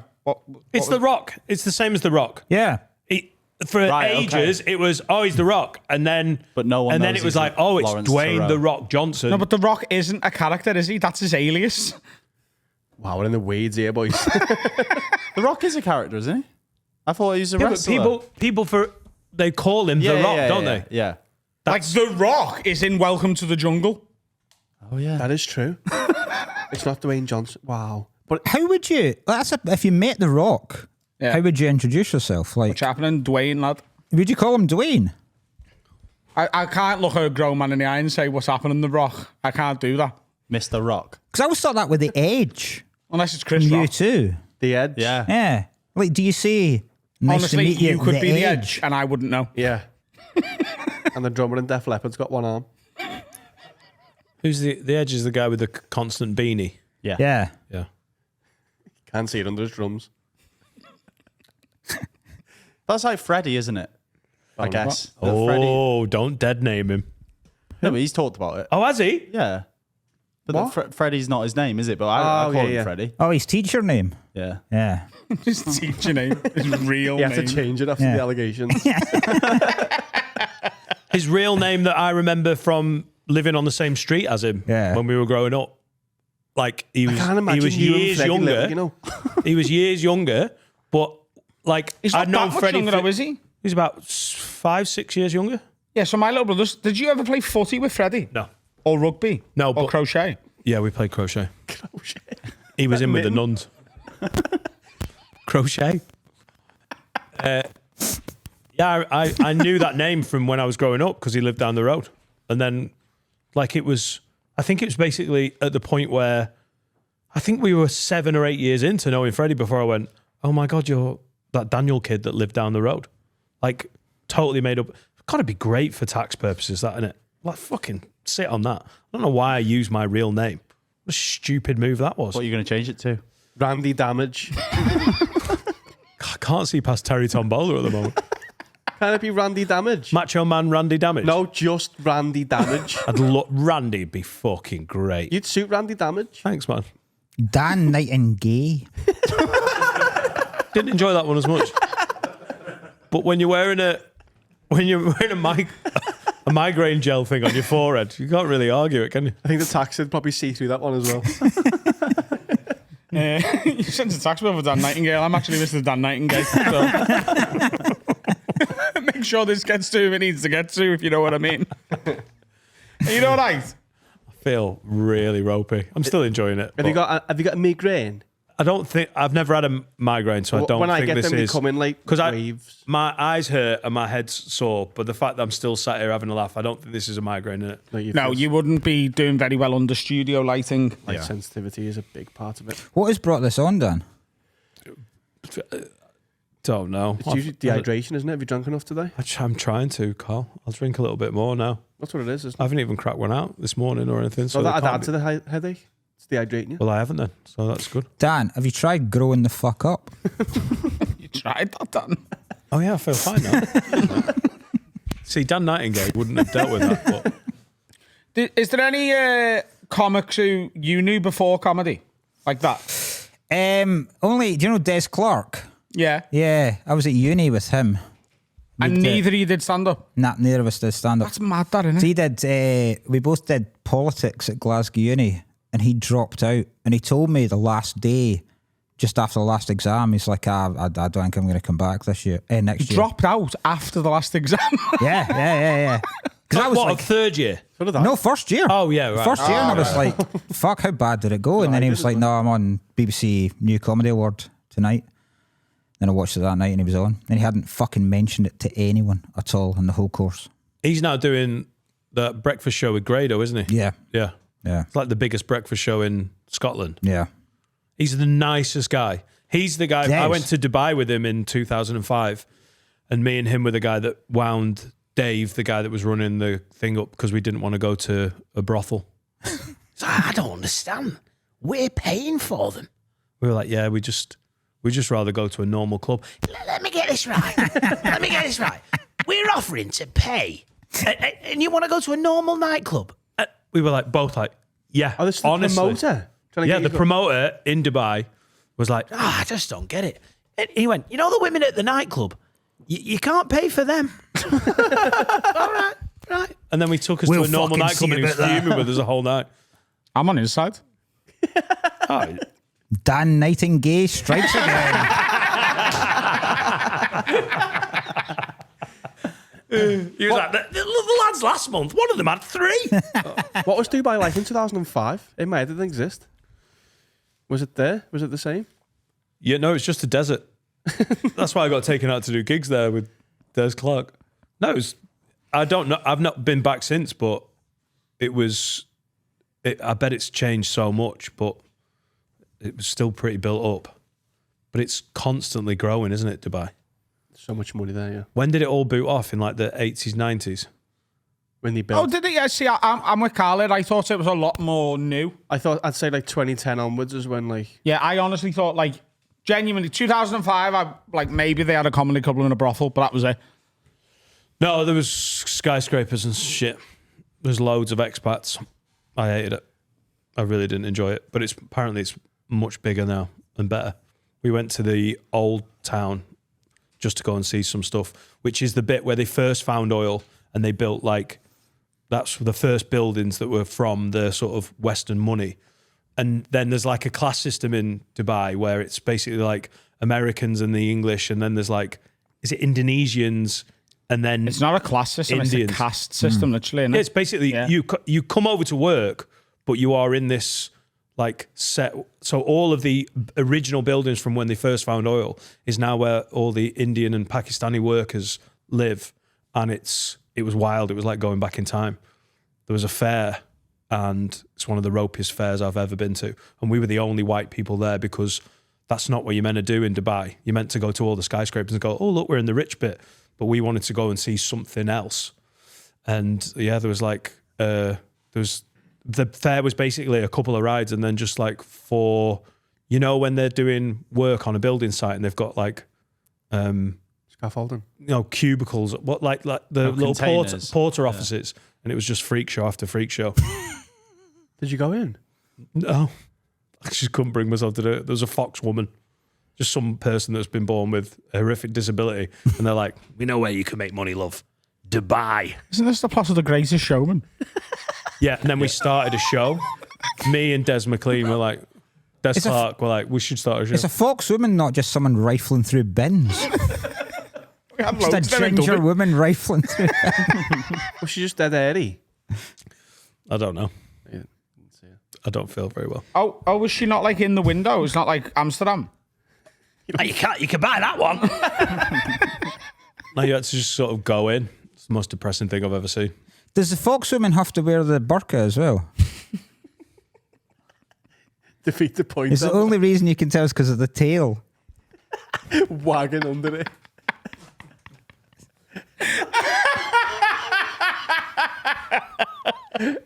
Wait Wait a minute. a minute, that's a small child with a fucking feather. He's fucked. Oh, damn. We Gotta went, go home. We'll just put Mark there. We'll put Harry back there. I can't do a podcast. I can't concentrate. I'm being shit. You're not being shit. You're Oh, I very feel interesting like there. I'm being Told us shit. all about your little trip. Yeah, and the nuns. we were in Dubai. We went to our Dubai 2 nights in Dubai on our honeymoon, right? And that was the first time I'd been as well. And we were in the old town, and like you don't realise that the slavery still exists. And there was a load of guys that would sleep on a roof quite near a hotel, so we'd see them every day, and they would get up and do like the call to prayer early in the morning.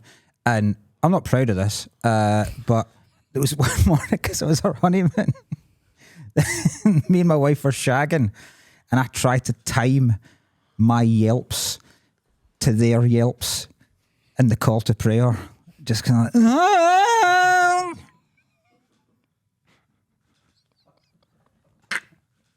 I made sure she faced east as well. What is that, the facing east thing? Mecca. The bingo? Yeah. Yeah, it's facing the Mecca Bingo on East Prescott Road. East Prescott Road? There's a Mecca? What the fuck? Oh, we've just unlocked something there, you know. Wow. You know the actual Mecca? Is there a Burger King next to it? No, I don't think so, no. But there will be. Do you reckon? Yeah. Are we allowed in Mecca? about- Yeah. There's Yeah. tens of millions of people visit it You just have every to year. wear their shoes and stuff. We're allowed to visit as non-Muslims. We're allowed to go in and go, oh, this is cool. They're not Yeah. like, Are you? You need to brown up. Hey. I'm not doing that. I don't think you are allowed. There is No, a you Burger are. King in Mecca. There's what? There is a Burger King in Mecca. Fuck off. Mental. We've unlocked something there. You know, East Prescott Road, Mecca. It's ranked number 7 of 20 quick bites on TripAdvisor in Mecca. Can I ask you a serious question? Is there is there bingo in Mecca? There's no gambling, is there? Gambling, innit? No. Well, I'm not going then. Are we not allowed in? We are allowed in. We are allowed in, yeah. They want people to go, don't they? Yeah. Their whole thing is, hey, we're doing it right. Are you Take your shoes off. are you allowed to go as a non-Muslim into the Surely you just have to wear the into respectful the, thing. the mosh pit of faith? What's it called? Where they all Mosh pit I of think faith. you have to, like, how do they check whether you're a Muslim? As long as you're wearing the hat. You know what I mean? Oh, wait. Attempting to enter Mecca as a non-Muslim can result in penalties such as a fine. So you're not allowed And in? you'll be deported. Well, free flight home. And you have to buy one way. 800 quid to fly home. £10 fine, free flight. Thank you. Like, just go. Because I'm interested to see what. Obviously, it must be a gaff, mustn't it? How do they check whether you're a Muslim? You'd need to provide documentation on the way in. And anyone not showing proof of being a Muslim will be denied entry. What's proof, though? It's a They show you a letter from picture your of imam. 9/11 if you smile. Say it again. They show you a picture of 9/11 if you smile. Oh, Mark.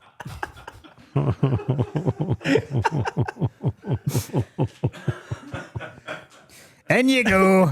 We'd be allowed to. We've just laughed He's at come it. in on naughty form. I'd like to see it because it looks beautiful. Is there only one maker? There's only one. In my head, it's the big thing, and then they all run round it. They don't run. They walk around it, don't they? I know. I can see what you. I think you've had. No. Oh, no. That's Confabulated ringing around the memory. roses, Carl. That's something. They're doing a tour of it, aren't they? They're going. Right. Yeah. My nan did it about 10 years ago. Did she? Yeah. That was, You her last, now went to Saudi Arabia. that was her last big trip.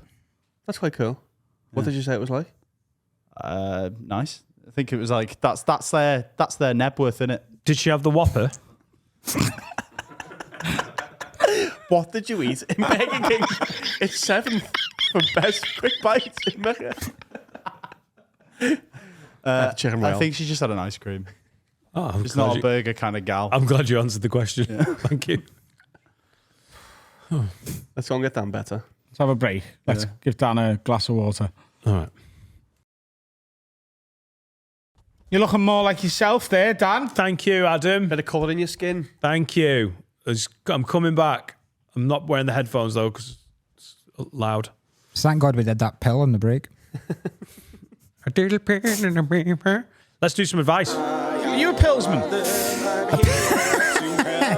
Hey, I used to be. We Yeah. were talking about this with Dan in the first half. Dan loves drugs, or used to. Yeah. I really, on record, don't love drugs anymore. You know, because I'm not allowed to take them Yeah. because I love them too much. That's what happens, isn't it? He was telling us about pill culture because me and Carl have never been Pillsmen. You're too young. Because we'd have been right when pills were good. Me and you, Dan.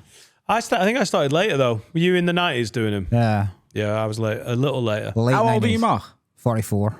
Same age. Are you 44? Yeah. Yeah. How old were you when you started on the Garry's Mark? Sounds like an Hang on. intervention. You said you were 16 when. Oh, Be Here. Is it Be Here Now's birthday? No, it's What's No. the Stories. 30 today. So that came out in 96. 90, yeah, Yeah, 94. so you're my definitely. age. So Yeah. you were 14 when it came out. Yeah, Mark. No. What? I was born in 1980. It came out 30 years ago today, so if you're 44, then you were 14. Oh, fuck. No, wait a minute here. No, Mark. Them numbers work. Mark, 15. I guarantee 15, you. 15, sorry, 15. Right. I didn't realise it was 2025. Are you 45? 45 in year. a month. Yeah. So you were 14. But you were 14 when it came out. Because it came out 8 years ago today. You're Yeah. about to turn 50.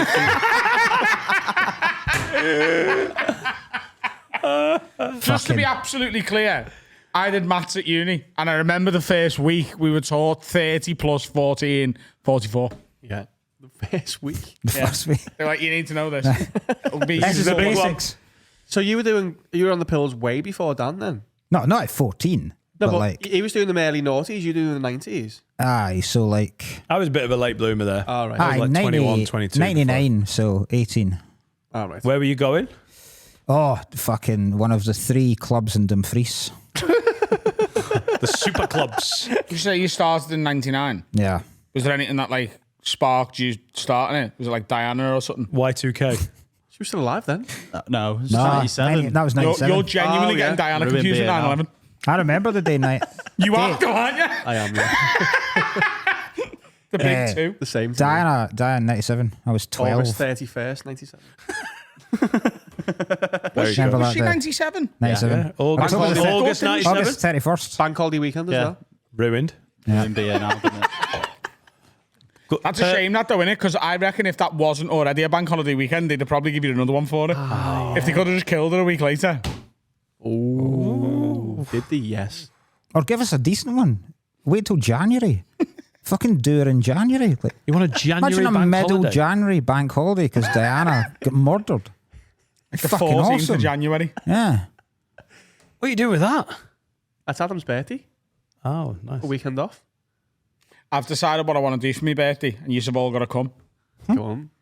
I want to Do you go. want to go to Tanzania? Guess what? No, well, my birthday's Sunday, the 11th of January. I want to do a Sunday day drink. Okay, that's fine. Start at like 11 a.m. Dan's dream. Did you think you were going to get any pushback on this? That sounds great. Yeah, that was the most agreeable thing I've ever heard anyone suggest. Like, When are we eating before it? Yeah, we'll eat it. Like we'll go for like a big brekkie, 11 a.m. and then on the ale. That sounds good. Yes, please. Some 40 on as well. Sunday offers a decent game. Yeah. I think Liverpool might play United that weekend, actually. Ah, that's what I'm waiting for. I didn't do a good job of, like, when we were taught at lunch, when my headache was sort of starting to hit me, I was like, I really didn't explain how good it felt being up on pills. Because you were like, God, it sounds awful. Do you remember getting home at like 6 a.m. and you couldn't sleep? And there's that really sketchy bit where you're dying to go to sleep, but your heart's going.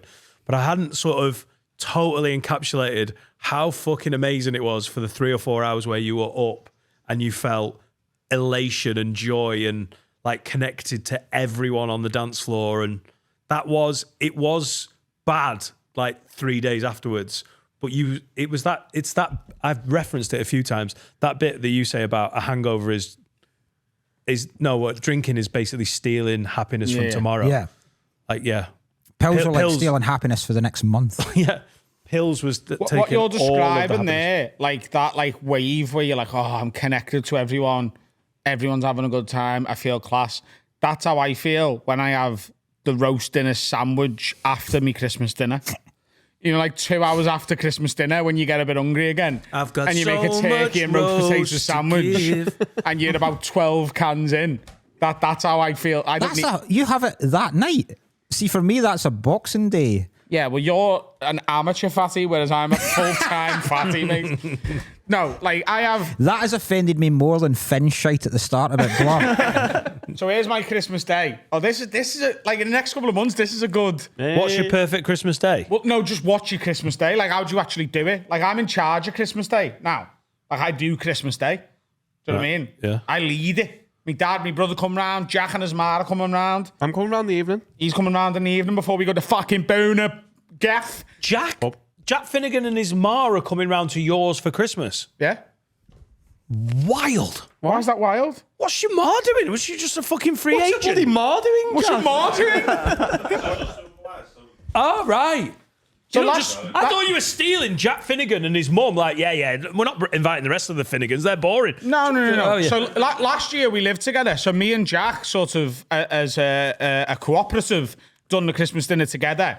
And obviously, like, we had everyone round. And then with us moving out this year, I went, well, I'm obviously doing Christmas dinner again.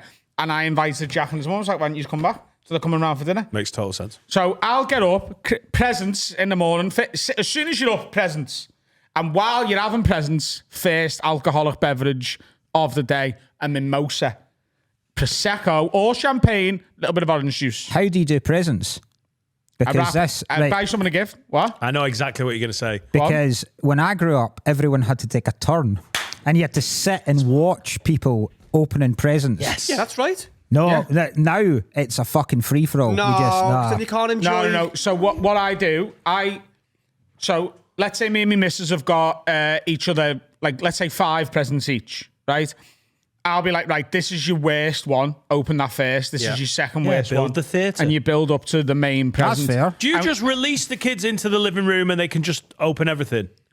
Yeah, I mean, like, pretty much, because, You lose the thing of, like, do you like that? Oh, if they're opening everything, they don't appreciate. Yeah, but I hated that. I hated waiting.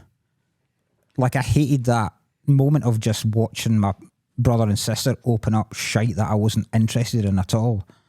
So I'd rather my kids just tension to the, and also my granddad was the present controller. He like passed it out like fucking aid parcels, and he knew which one to. He knew how to build it up. So because kids will go, yeah, I just want the big one now, and then everything else looks fucking shit. Yeah. So you don't let them go to the big one first? The big one is the big one. They That's get down. mental. They're opening presents at 6 a.m. The big one's not getting whipped out till 7:30 a.m. That's we insane. will draw this out. Wow, like a full footy match for presents. Oh, it's fucking unreal. It's more like 45 minutes, but it's properly everyone. And obviously the kids are getting 40 presents each. What kind of dog shit are they getting at the start? Like a vape? My sister is the best at like, she has a set amount of money to spend on everyone. In the past, she's got me like a travel pack of cornflakes as a present. My cousin does this. And wrapped My it. mum And then does she's that. gone, you like cornflakes, don't you? That's fun, though, isn't it? The starts like chocolate and little bits and like fun things. That's right. The smallest possible pack of cornflakes. That's fun, though. It's funny. My cousin does this, and last year was my first Christmas with my missus, and she did bits of that as well, yeah. This isn't an ironic present. This is she's filling out the presents by going, you eat cornflakes nearly every morning, don't you? There you go. Here's some milk. There's one day for you. So yeah, it's a 1-by-1 present thing. Right. Mimosa with that. Oh. Drink that until the bottle's gone. Wipe that champagne or the Prosecco out. Then, so I What normally time do in the morning is this, Adam? Like what time? 7 a.m., 8 a.m. Wow, yeah, okay. Then, soon as presents is done, go and fuck. Little Christmas morning fuck. Yeah. Been doing this So since like- a kid. He's been doing it since This is so like our family Christmas. magical. I'm like, finish the fucking mimosa, Lana. They're playing with the toys. Get your pussy out. That's my present. That's my big one. I've waited 45 minutes to an hour and a half for that. Biff out, or it's not Christmas. That's why I let them open them all at once. So we can fuck within 5 minutes. They don't even wrap them. Just Daddy, look at Come on, kids. Santa's not even wrapped the presents. Shut up. There's the receipt. If we're not fucking by morning service, it's not Christmas. Little Christmas morning fuck. Yeah. It feels anti-Christmas, that. It does, doesn't it? It feels Christmas really... morning. Sexy. Come on, morning's not anti-Christmas. sexy. Up you Like, come. Christmas morning is not sexy. Why? There's no need to bring sex into Christmas. No. That's, No, it's a a, tradition. Oh, you married losers here. that's a New I'm Year. still shagging Christmas Day, mate. I wasn't married last Christmas. I didn't shag Christmas morning either. Well, that's your fault. Watch The Simpsons. He wraps his dick. That's the. Come on, your Not a last present. stocking filler. I don't call it a stocking. Are these cornflakes? Christmas morning fuck. That feels so wrong. Why? Because there's magic everywhere and you're Have you like, not heard all the Christmas songs, Carl? all the There's- kids are opening presents No, in a row. it's passionate though. It's not like it's it's a not a kiss fuck. fuck. We're gonna make love. Right, okay. Then. We're gonna make Christmas love. sorry. It's cold outside. Fucking warm in here. Do you have Christmas songs on? Because they're on constantly in my house on Christmas Day. Yeah, When he's probably. making love. You know, the Christmas morning love. Yeah. So we have a Christmas Pumping morning. a Slade. Laid, mate. Whoa. Get that, Josh.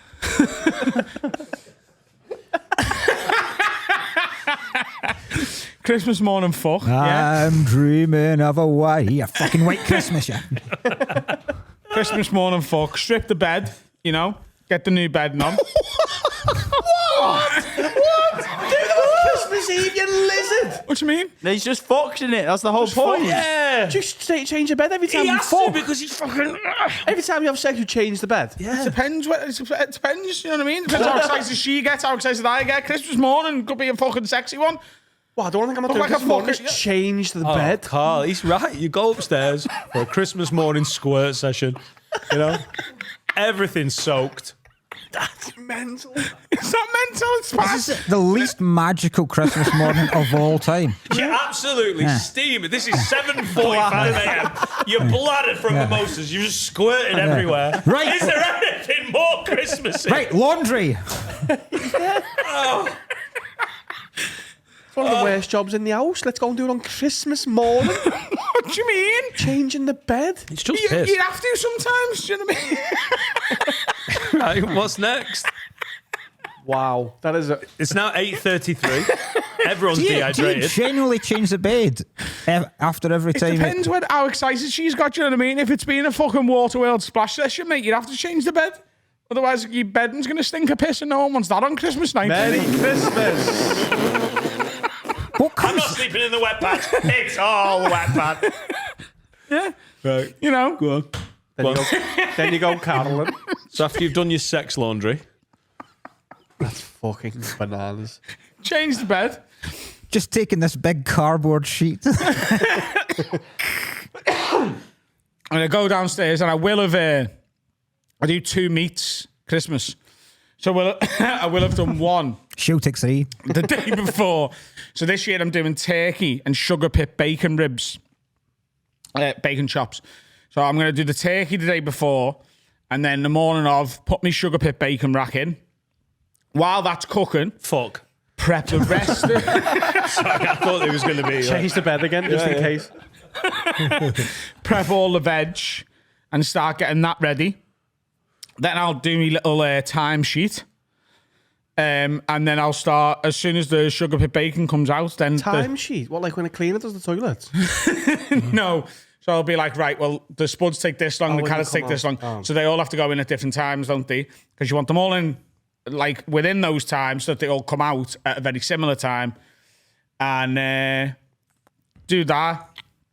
Bottle of red, bottle of white, bottle of rosé Bladdered. on the table. All right, not in you.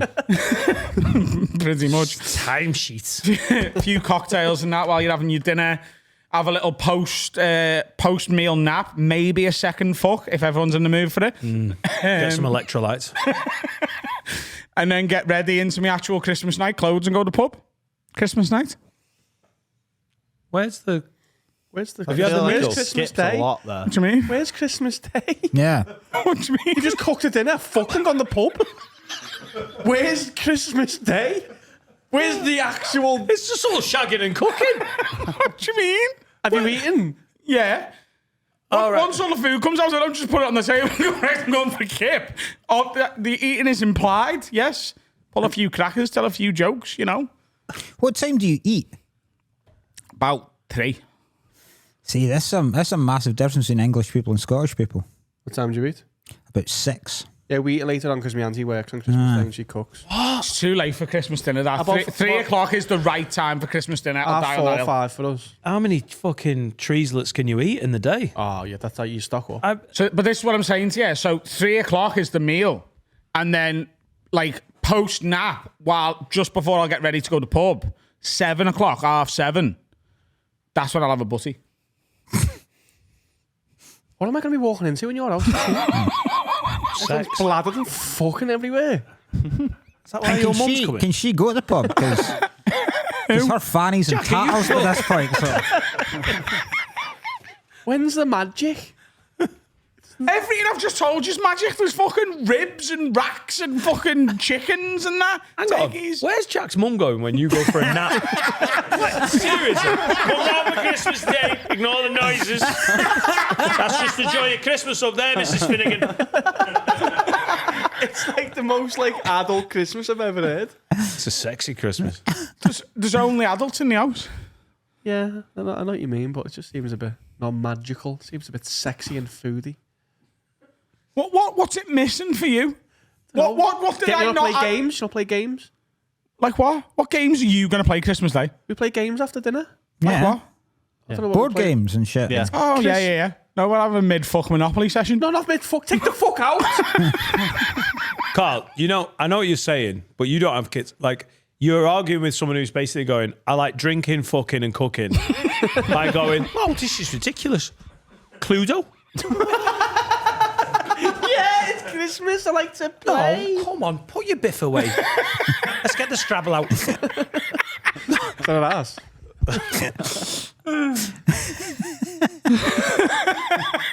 Is it your fanny in the bedroom, my cock?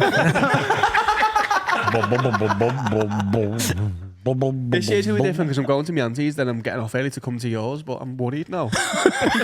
I'm worried about what? What I'm going to be walking into. Slipping on I'll have a something. cocktail ready for you. There'll be a sandwich waiting for you. That sounds We'll have the You're tunes walking on. into a fucking Diddy party by the sound of it.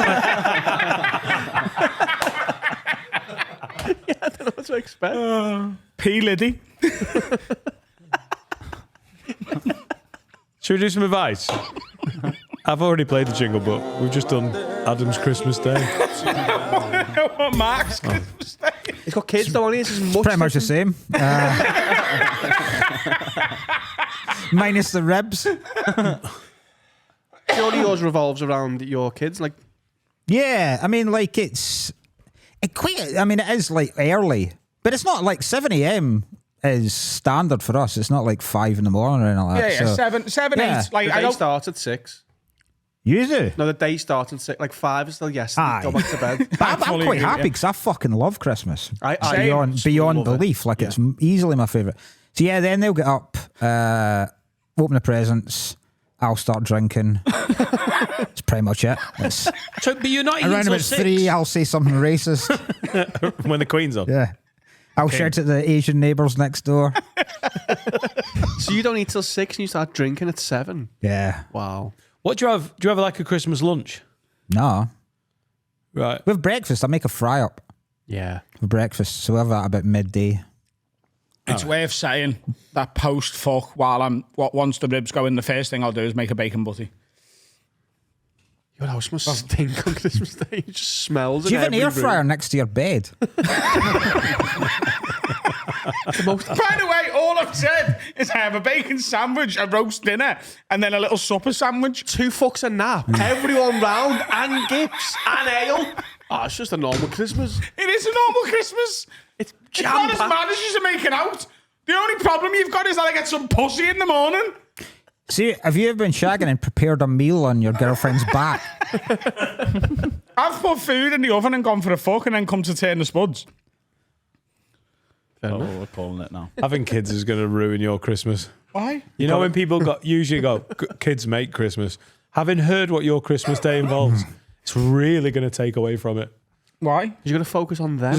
No, you give them a games console, go, yeah, I'll have a game of FIFA, and then you go for a quick bumming. Let them know. There's your games console. I'm going to bum your mum. Merry Christmas. Kids are easy, aren't they, Adam?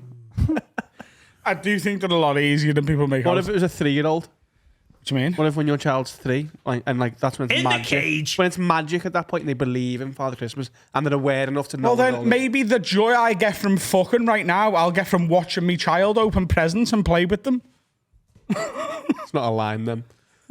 Probably not. I don't think anything could destroy Christmas more for kids than them looking for batteries for whatever they've bought to walk into their mum and dad horsing each other. He has got the little screwdriver as well. Mum's using the batteries. Yeah, you need to not have kids if you want your Christmas to stay the same. No, I'm quite happy for my Christmas to change. I didn't say I need it to be like this forever. I'm saying that's what's happening this year. And you're very welcome. I'm Post 7 coming. o'clock. I'll be coming round. You are going to have to deal with the supper fuck, though. Oh, is that in the pub? No, all I need, I'm a morning fucker, or I actually think the best time to fuck is about 5 p.m.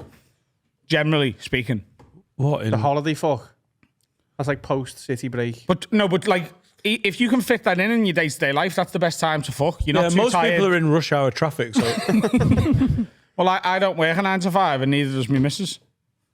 flex. So Sexy flex. it's the best time. You're not too tired. You're not just woke up. You don't stink. You're a morning fucker, aren't you? I'll literally take it whenever it's offered. Oh, you're on the horse now, aren't you? You're back on. Morning's all right. Before bed's great, though, because then you get the little post sort of like. I think my shaggy favourite snooze. time is November. Every day. We've never gone this long without even trying to do some advice. Don't let him start. What's your Christmas like, Finn? What's a Welsh Christmas? Bet it's fucking shite. That set me up quite well. Nowadays, Just some cunt collecting I don't the think coal. mine's that typical now. Just you and your mum. No, it's my brother and sister as well. They come round later. I mean in the morning. Yeah, no, everyone's normally there. Oh, really? So you stay over the night before? Yeah. Oh, that's cool. Everyone's normally there. I get up late though on Christmas because I'm not arsed, so I'll get up at about 10:30. Here you go, Finley. We've got you a new L. You can add that to any word you like. All He's right, met my my love. mum. He's met my mum. That's where she's from Bristol. Half 10's late. That's sad, innit? 10:30. It's basically tomorrow at that point. That's so sad. Yeah, but You I'm should be on your fucking third bottle of Prosecco by then. You're there Second shag. I don't drink on Christmas. Shaker. What? I What? don't really drink on Christmas. Oh, yeah. I Sounds class. don't get potted either. I'll just exist. Saves it for the next day, doesn't it? Yeah, but you do Boxing Day, don't you? Yeah, hot Boxing Day. That's the best. That's the best day of the year. You smoke weed. That's a lot. my Christmas. Every time you've spoke today, Mark's lost respect for you. That's fine. I don't need Mark's respect. What happens if you have a lady? Huh? What do you mean? Have you ever been dating another girl at Christmas? Yeah. Yeah, Oh, but no, she- no, yeah, that was your girlfriend, I suppose. Yeah, yeah. I mean, since then, no. No. No, I'm not taking them for Christmas dinner. Not yet. Okay. Maybe. You know. Also, if your brother and his missus have kids, Yeah. you're still the uncle. You don't like. It's still easier because we've got Laura's brother over at ours for Christmas, Yeah. and he gets up at 6 a.m.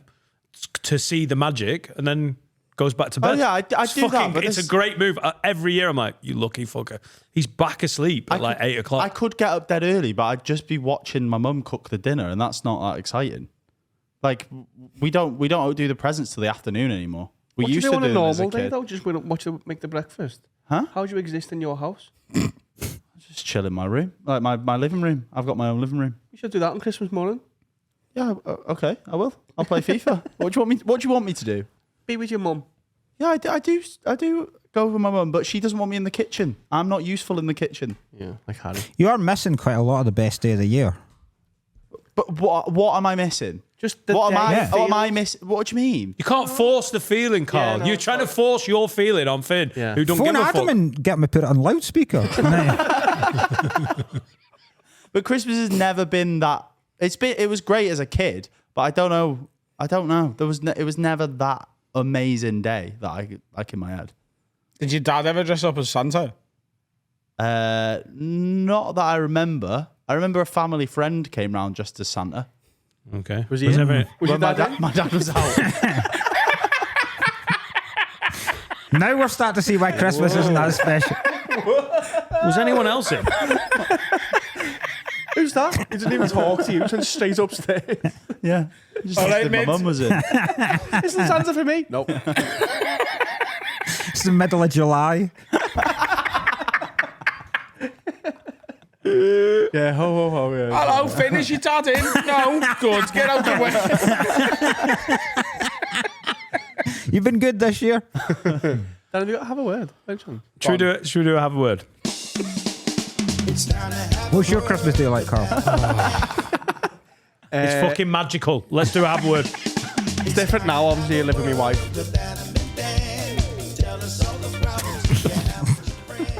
you want to do it? Yes, it's not.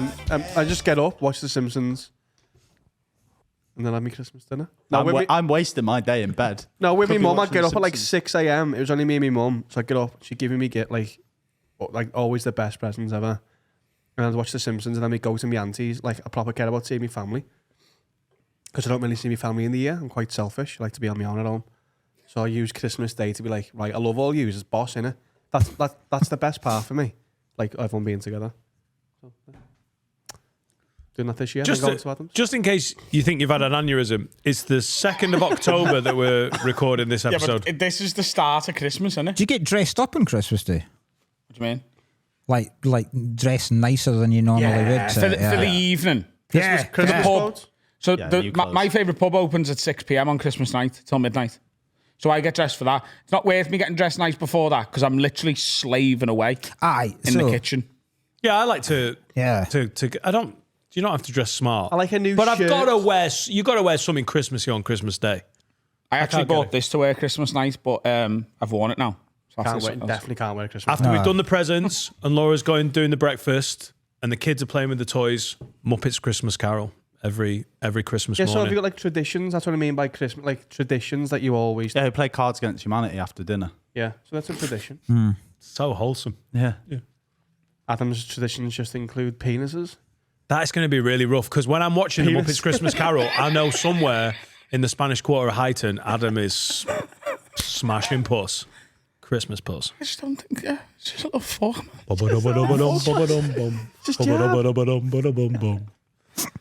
Can I do a fucking feature? Can I just do one and we'll go home? Jesus Christ, I've never played so many fucking... I'm coming back, baby. Yeah, I headache's feel gone fine. then, hasn't it? Yeah, I Yeah. feel better. Yeah. Yes, mate. I have a word. Dan B says, have a word for you lads. There's a lad in our friend group who does comedians' bits and routines in conversation as if he's the one in the story or he's come up with the joke. The other week he did the John Mulaney bit about breaking up with his dealer almost verbatim.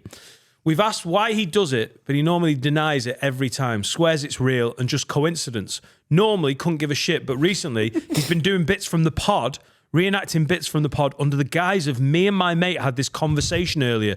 He's done Cats in the F1 tomorrow morning and he's got a robot nan. and Hope Solo's Shot Dog. Hey! It ruins conversations and it's embarrassing and cringe. He clearly listens to the pod, Lid, so have a word with him. People stealing bits in real life. I've seen it done. I went to watch the Super Bowl in Cardiff. I had a gig down there and went to a mate's house to watch it. And his mate, you could tell he was like almost affronted that I was a comedian. And you know when people are like almost eggy with it? I've seen that loads with him. Yeah. People go, oh, are you? Yeah. Yeah, And yeah, like, and why are then- you angry with me? Yeah. And then started doing like a Bill Burr bit. I find it when anyone's like that, I really enjoy it. I find it really funny. I think it happens a lot at like Christmas in comedy clubs when the heckler you get is the funny guy from the office in it who's not happy that someone has finally got their identity and doing it to an expert level. And when it's in person and someone gets a bit, I'm like I feel like 6 inches taller because I'm just like It's so gimpy. Also, this was Mike Bubbins' mate. Like, he's mates with a comedian already. Why is he felt really... So did you call him out on it? I just went, oh, yeah, you seen Bill Burr? And he went, no, what? And just changed the Jesus conver- Christ, You're like, man. oh, mate, what a fucking... Like, you're in your 40s. Why are we doing stand-up bits in real life? And then just not going, yeah, I did. Yeah, I've seen it. But then, like, fronting it out like, no, I don't know what you're on about. Almost word for word. this is awful. I have told you this once before on a pod when we first got the studio in Runcorn. I stole one of your bits like this once when I was with an ex-girlfriend, and she used the first thing she toasted was the crust of a loaf. I was like, what are you doing? That's there to defend the rest of the bread. It's the bread defender. Oh, was that your bit? Yeah. Yeah. That is true. I've never toasted that. You have at the end. If I ever want something for soup, it's me soup dipper. It's good for soup. It makes the best toast. Why do you think people get so fucking aggro about meeting comedians? Like, do you think it's a proper attack on their Do you know what I think it is? masculinity of- I think the genuine answer to this, in my opinion, we do the only job that everyone else does in their day-to-day life with their friends to a much lower level. Like everyone, pretty much everyone, attempts to be funny once to 5 times a day. Yeah, right? everyone remembers a story and goes, oh, I'm going to tell that to my mates at some point. Right? And someone like you'll be like normal people at the checkout in Tesco having a quick chat with the person who's serving them will try and make a funny little comment and make them giggle and stuff. And to some people who are low on confidence or who have made being funny to any degree a big part of their personality, when confronted with someone who does that professionally, I think it jars them to the point where they're like, oh, I've no longer got my thing in this group of people. Surely it's inferiority at just the most base level. It's like, oh, Yeah, they are funnier than me. Definitely, they get paid to do it. I did a very long-winded version of that. Yeah, Because I got it like, I've never really seen it like you had, where folk have done actual bits to you. But Amy had to kind of check me a couple of weeks ago because I fucking hate like, and you get this at Christmas dinner a lot, and we were at my wee boys thing, and a guy was telling a story, and he was telling various diffs, and he was like, "Oh, comedian, fucking listen to this. You'll get a few bits out of this." And nothing annoys me fucking more than I'm going, "Oh, cry! If you want some stuff for your routine, listen to this." I wonder how many times that's been said to a comedian over the last 50 years. I wonder what the percentage of amount of times it's been said to actually times someone's gone, yeah, that's a great bit. Less than 0.1%. Yeah. So Surely you switch off and go, oh, I'm going to hate this. you'll have this in one of your next skits.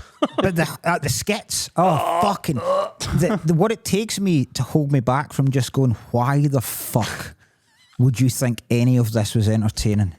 You stupid cunt. Like, Adam sometimes doesn't refrain from doing that. He'll just say it with his face. do you know, I really do struggle. I actually spoke about this in therapy this week. I really struggle with people pretending, people who are unfunny being funny, or and people pretending that they are.